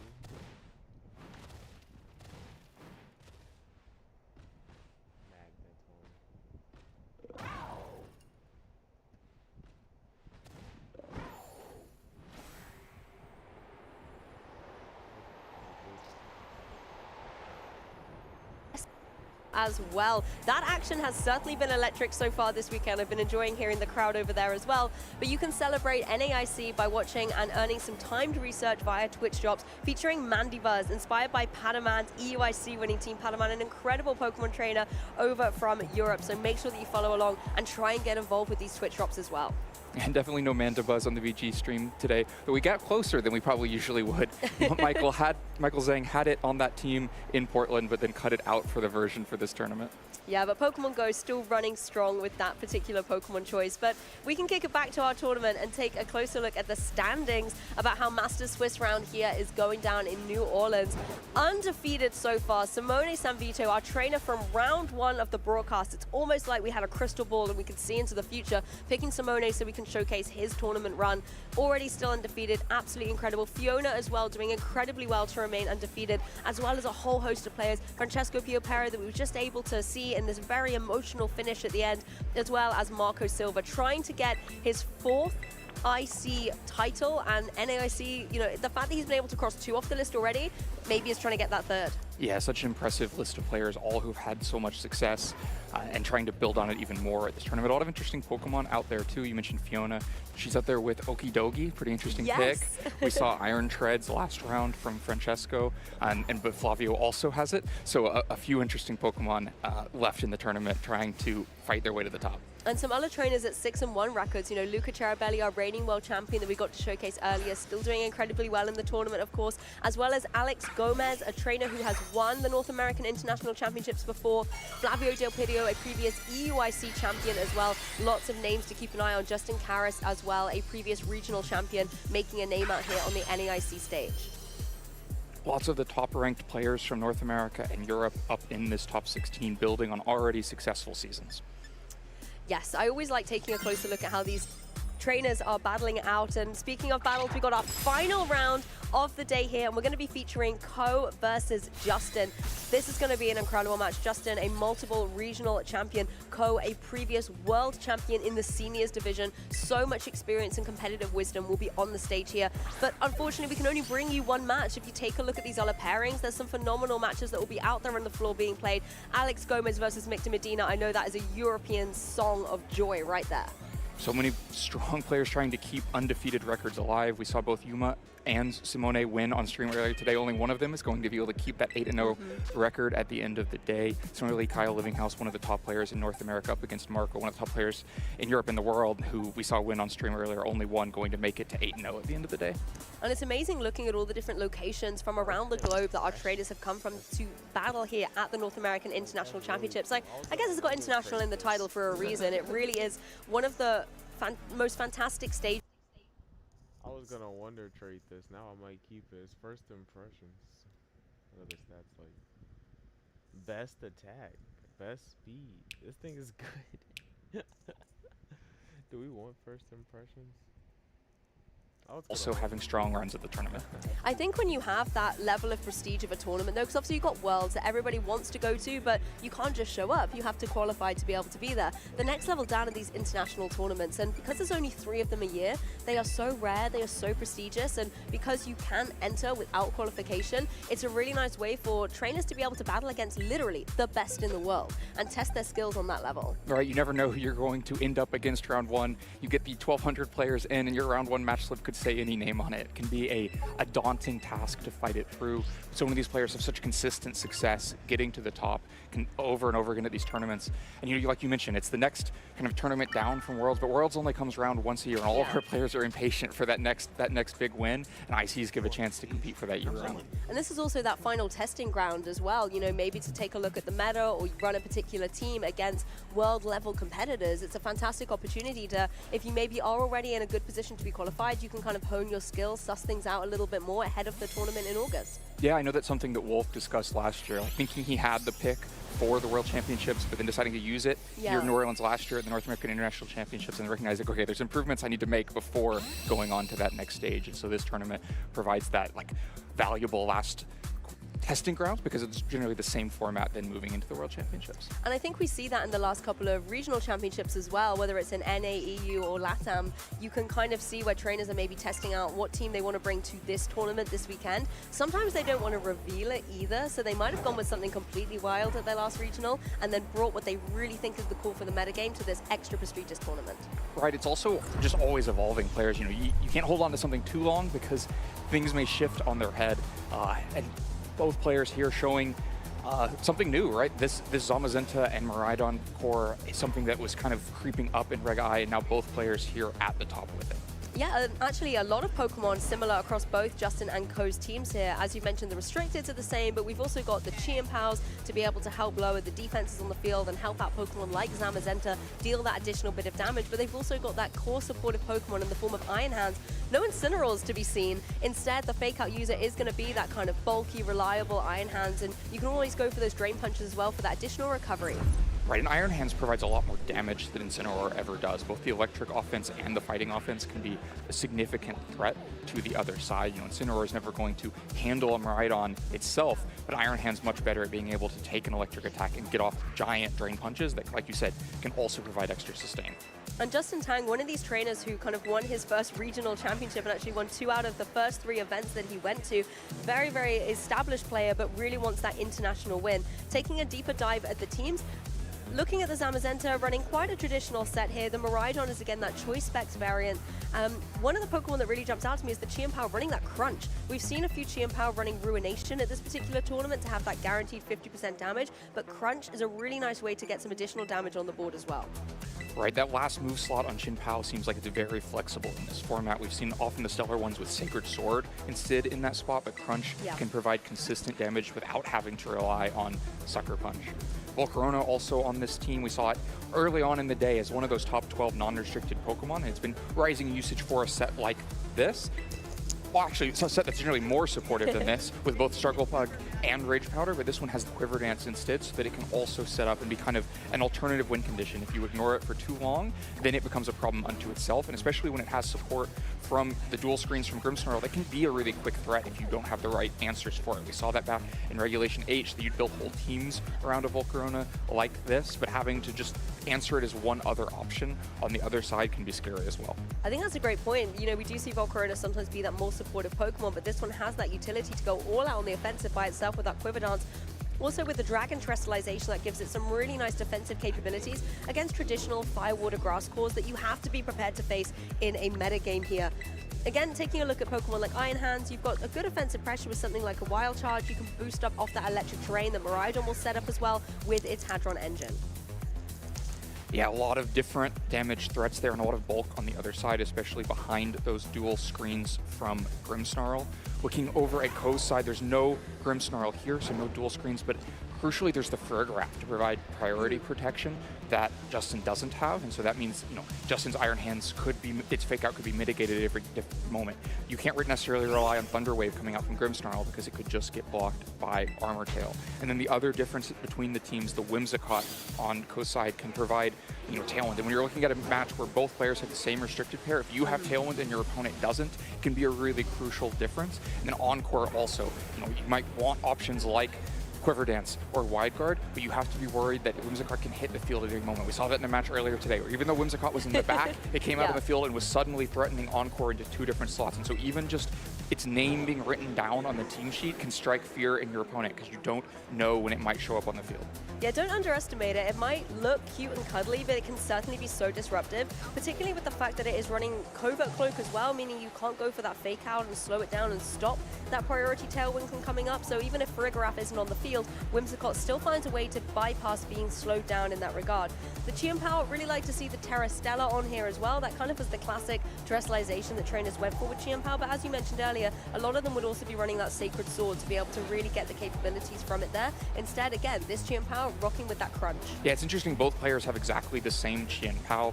Both have the Focus Sash, where because of the need for Focus Sash on the Calyrex Shadow, a lot of the other Chien-Pao in the field are actually Life Orb, and then both have the Stellar and the Crunch. And so playing pretty similarly to each other, but because they're both missing Sacred Sword, they also both can't hit each other's Zamazintas very well. Zamazinta is going to resist both Icicle Crash and Crunch, and so be very sturdy up against Chien-Pao on the other side. It makes it look like, again, a lot of the dynamics here will be, can you get to your opponent's Zamazinta when it's otherwise putting out such consistent damage?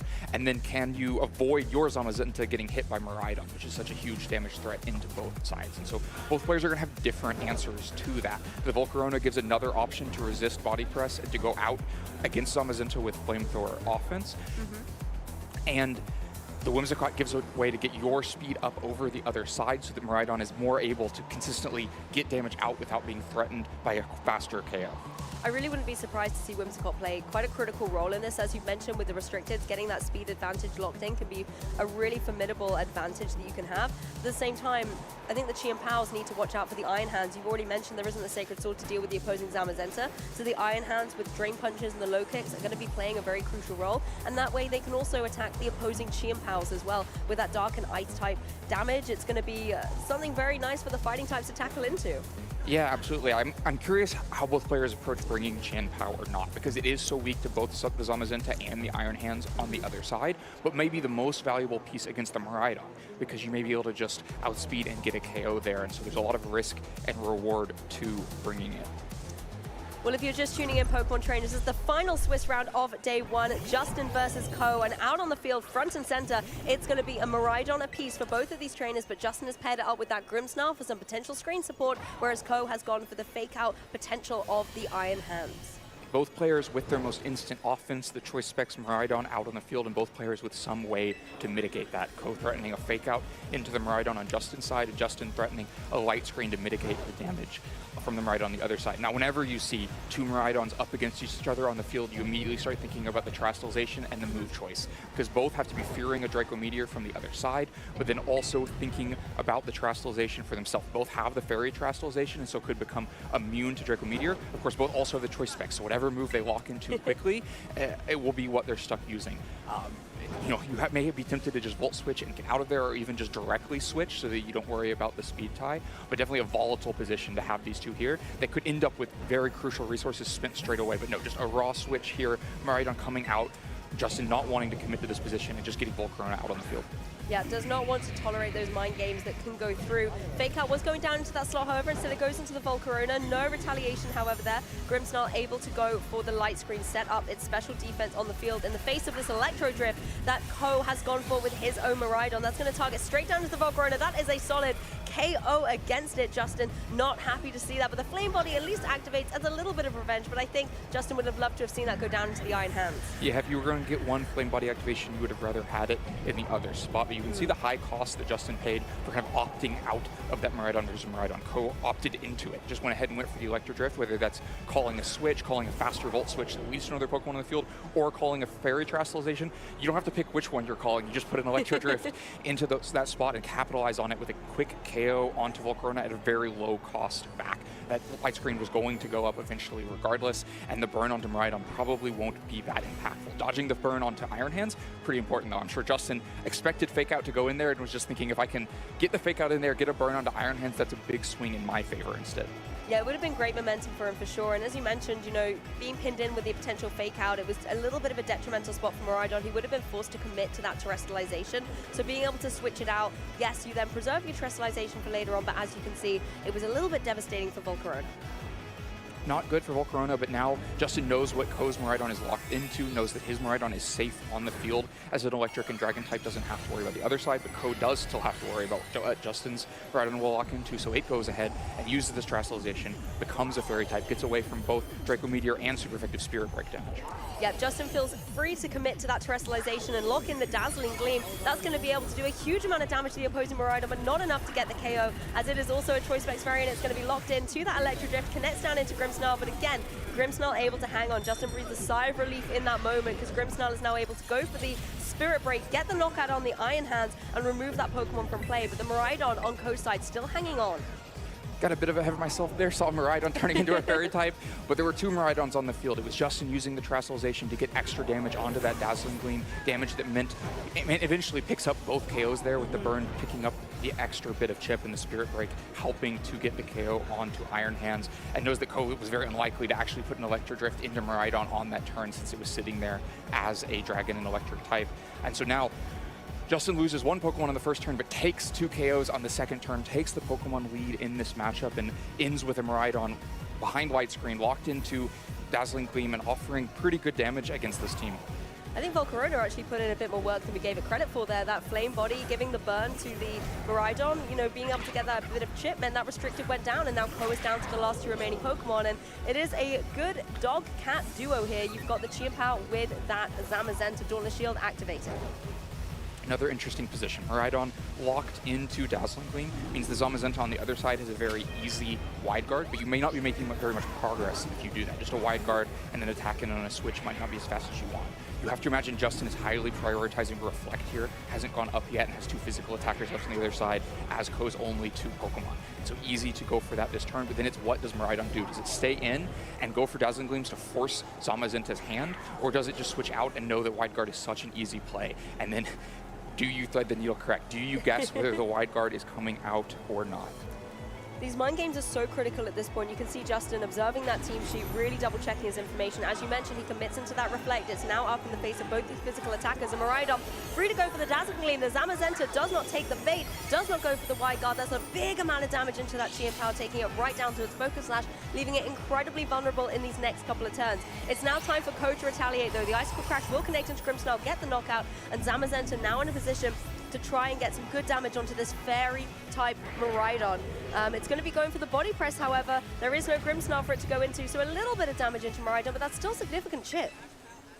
You have to imagine expecting a switch. It is Iron Hands ultimately in the back for Justin. So had it been an expected wide guard, and so Miraidon switching out to Iron Hands instead, then Body Press is much better damage than a Heavy Slam is. But the guess is wrong. Miraidon does stay in a Dazzling Gleam, but now there's not so many 50-50s involved. Because you took the KO on Grimmsnarl, Miraidon does not have this option to switch anymore. It only has the option to Dazzling Gleam, means wide guard's easy, but just because you can wide guard doesn't mean you can win. The Chien-Pao on the other side, down to 1 HP, cannot deal with the Iron Hands by itself, so it's very difficult to see how Ko, through Reflect, tries to get through these Pokemon. Ultimately, getting to the right wide guard position was too late, where now it seems like Iron Hands is just set up to cleanly win this game. I think this is a really safe protect as well. You know that the fake out potential can come through on the Iron Hands and that would be able to get the KO, but Justin doesn't go for it. Dazzling Gleam comes through again, Ko not going for the wide guard. I think knowing Chien-Pao is safe this time, the Zamazenta can take another one of these Dazzling Gleams and so then can retaliate effectively. And as you can see, that body press comes through into the Iron Hands. But Iron Hands still free to play here, can get that low kick down onto the vulnerable Zamazenta and calls to protect beautifully. Gets the KO onto Zamazenta, and ultimately Chien-Pao, with only single targeting attacks and both Pokemon threatening a KO back at it, has no way to win this game. Justin just had the right piece at the end. You can see how little that body press did into Iron Hands. Even a double up with Chien-Pao wouldn't have been enough to pick up that KO, and that would have just left Miraidon free to win the game had that been the option. So Iron Hands, just the right piece, the right bulk at the end to kind of close this out after a bunch of fairly even early trading. And some brave plays from Justin, just constantly going for those Dazzling Gleams. I know in this situation with just the 2 Pokemon, he didn't have the choice, but in that previous turn, there could have been that wide guard potential, but instead he just committed to the offensive plays, was able to get the necessary damage on the board to put Ko onto the back foot, and it's really enabled him this winning position. The thing with wide guard is that it requires your opponent to miss a turn to go for that wide guard. So Justin recognizes that even if the wide guard comes out, Chien-Pao's not going to win that game on its own, and if Chien-Pao tries to do anything to make forward progress, Iron Hands can just pick up the KO on Chien-Pao and lock it up. So a lot of times while wide guard might block one option from your opponent, the cost is just as high to you. If you spend both spend a turn just kind of negating each other, then it's about what those remaining Pokemon next to the 2, you know, the one being wide guard and the one using wide guard, can actually accomplish. In that situation, Iron Hands had the distinct advantage against Chien-Pao. I mean, long story short, you've got to do damage to get the knockouts, right? And if you're constantly going for these wide guards, then you're not getting that offensive pressure on the board. Volcarona was only there for a hot minute, but it still put in a significant amount of work, preserving that Miraidon, but critically getting the burn onto the opposing Miraidon here. Because the Dazzling Gleam wasn't enough to get the KO after this Electric Drift at the end of the turn, it did go down. But this Electric Drift definitely did a huge chunk of damage into the Grimmsnarl, but Justin has got a good relationship with those Pokemon. It was able to hang on for its trainer, retaliate here, and get the knockout on that Iron Hands. I think would have been difficult for Justin to have to work around. Right, I think losing the Iron Hands early, which seems like it's going to be an important Pokemon in this match, and getting the better end of what move Miraidon was locked into, where Dazzling Gleam had a much higher impact and kind of generic impact against the Pokemon on the other side than Electro Drift did, but gave Justin the advantage. Part of that was some pretty bold, predictions of what was going to happen, being willing to lock into Dazzling Gleam. There was no Terastallization on the other side to resist it from either Pokemon. That's true. And just get the damage and to leave Miraidon somewhat vulnerable. I think Code took just as many risks, though. Also left Miraidon out on the field turn 1 unterastallized, left it out on the field unterastallized turn 2, threatened by Dazzling Gleam and Draco Meteor. And so Justin managed to maybe play a little bit safer and get the better ends of those trades without having to guess anything right. And so I think probably that needs a different gameplay, a different approach, because you're not going to have things swing that much back in your favor. You do have to make those bold plays sometimes, and I think we saw Ko go for those quite a lot in this match. Just Justin was still able to glean the advantage and take that game, but there's definitely some adaptations that could be made. But we're jumping straight back into game 2 here. It's going to be the Zamazenta and the Chien-Pao coming out for Justin, completely shaking things up from game 1, but the Iron Hands and the Miraidon coming out for Ko. A full switch here, the same Iron Hands and Miraidon from the other side, but now we have the physical attackers, the Zamazenta and the Chien-Pao from Justin's side. A little bit of a delicate position here. The Chien-Pao would love to go out on the offensive against Miraidon, but has to worry about Fake Out. So you'd probably expect a double protect through this turn, just because it burns the Fake Out, you learn what Miraidon is locked into. That might give Ko the opportunity to readjust the position to what he likes. The Iron Hands looks very comfortable here, but the Miraidon maybe a little bit less so, has to worry about an Icicle Crash coming in. That said, we talked before the match that one of the best ways to deal with Zamazenta in this relative mirror matchup is to get a big electric attack on it. Yeah. And so having to flee with Miraidon in the face of Zamazenta is a pretty effective use of the Chien-Pao. It's a good way to apply pressure for sure, but the first Pokemon fleeing the battlefield in this game 2 is going to be the Iron Hands. Instead, Ko switching up the ball position to bring his own Zamazenta onto the field, allowing Dauntless Shield to activate and give it that boost. Chien-Pao on Justin's side just playing defensively. Justin, I think, sussing out how he feels about this particular turn as the Zamazenta also protects. So Justin may be scouting out how Ko wanted to adjust this ball position going into the next couple of turns, and also looking at what this Miraidon is locking into. Turns out to be the Dazzling Gleam. Well, we're back into a similar position, but with the script flip. Exactly. We have now the Miraidon on Ko's side locked into Dazzling Gleam with the threat of Wide Guard on this side, but once again, a position where just Wide Guarding can negate both Pokemon probably isn't to your advantage. Chien-Pao does not want to have to be fighting by itself against Zamazenta. Now, you can't allow an Icicle Crash into Miraidon too easily. It might force the Terastallization out, or maybe just force the switch from the Miraidon on the other side, just because Chien-Pao is threatening there even without the Wide Guard option. And then two Zamazentas up against each other. They can both do really significant damage with Body Press. It can come down to speed advantage. Zamazenta's often not trained to be its maximum speed, and so one player may have the natural speed advantage here. Well, adaptations on Justin's side. Once again, we see him switch out a Pokemon for that Volcarona, but there's going to be the adaptation on Ko's side as well. Miraidon leaving itself into the back, does not want to risk those Dazzling Gleams in the face of a Wide Guard, and switches things up and brings Chien-Pao in. So one Chien-Pao leaves, one Chien-Pao joins. Body Press is going to come through, though, into Zamazenta. That is a huge damage. That is a one-hit KO with a critical hit. Justin looks up to the sky. That is not what he wanted to see, as he loses the restricted by the opposing one on Ko's side. Now forced to have to bring in a Pokemon from the back. One of the most crushing things that can possibly happen in a Zamazenta matchup. You either find out that your opponent is naturally faster, or that just won the speed tie, and then he gets the critical hit Body Press to simply take Zamazenta off the field for Justin before it can attack. Really devastating. You have to imagine that beyond that, Justin was expecting and hoping the Body Press might be into the Chien-Pao slot, and so you'd get to resist it with Volcarona, get a roll of Flame Body, but it all goes wrong. Instead of the Body Press goes into Zamazenta, gets the critical hit, and just gets the KO there. A very crucial piece for Justin taken off the field. It immediately makes things like the Chien-Pao so much more threatening because you don't have the Zamazenta to resist it. I mean, that Zamazenta was not messing around on Ko's side, right? Just was able to get that solid one-hit KO. solid one at KO, quick knockout, and now both players have revealed all 4 Pokemon as well after Ko shows the Chien-Pao and Justin shows the Volcarona on that previous turn. So no Iron Hands this time from Justin after it was the decisive Pokemon of the game, and also no Grimmsnarl after the screens had a pretty high impact. So really showing a willingness to switch after a win going into game 2. Well, Miraidon just trying to bring the Chien-Pao right down to its focus sash again, leave it vulnerable maybe for that Volcarona to try and clean it up and remove it from the field, but this also does enable Justin to have a pivot with that Miraidon. It can leave the field, you can bring the Chien-Pao in of your very own, and again, this Pokemon is running that focus sash. It has that little bit more flexibility on the field to take a big hit of damage, and it's going to have to take the Icicle Crash. Won't be a huge amount of damage, but critically that focus sash is now broken, leaving it vulnerable to a follow-up from this Heavy Slam, and that will be a knockout. Yeah, an easy play for Ko to make. He's seen what 4 Pokemon Justin has, knows the Miraidon cannot protect itself. So if you put an Ice move and a Heavy Slam there, if the Miraidon turns into a Fairy type, it goes down. If you go to Chien-Pao, it goes down. And so a safe KO. Now it is traded back. The Volt Switch goes into Chien-Pao, and then a Flamethrower into Chien-Pao picks up that one. And we're just continuing to simplify the game. But Ko already ahead because of that crucial crit body press earlier. You're happy to trade down a Pokemon, get rid of the Chien-Pao on one side in exchange for the Chien-Pao on your own side, and get this down to just Miraidons, Volcarona, and Iron Hands. Volcarona, I think, is the key piece now for Justin. It's the one that can still threaten Zamazenta quite well, and can be very bulky against Zamazenta, has to watch out, and same for Iron Hands, but has to watch out for a big Electro Drift from the Miraidon. We saw that in game 1, just picked up a KO into Volcarona. I mean, that was definitely a rough turn if you were a Chien-Pao, both of them going down and leaving the field, but Ko able to now bring in the Iron Hands from the back, that we're able to see out in the lead as Miraidon joins on Justin's side. These are Justin's 2 last remaining Pokemon, and as you mentioned, Volcarona in a position where it can potentially do some damage out there, but is there potentially still Terrestrialization in play? Still Terrestrialization in play, not that much electric terrain left either, but Ko keeps the Miraidon in the back to be able to reset it in the future. And right now, Miraidon's going to have to lock into one move for the rest of this game, and Ko's going to keep that flexibility later on.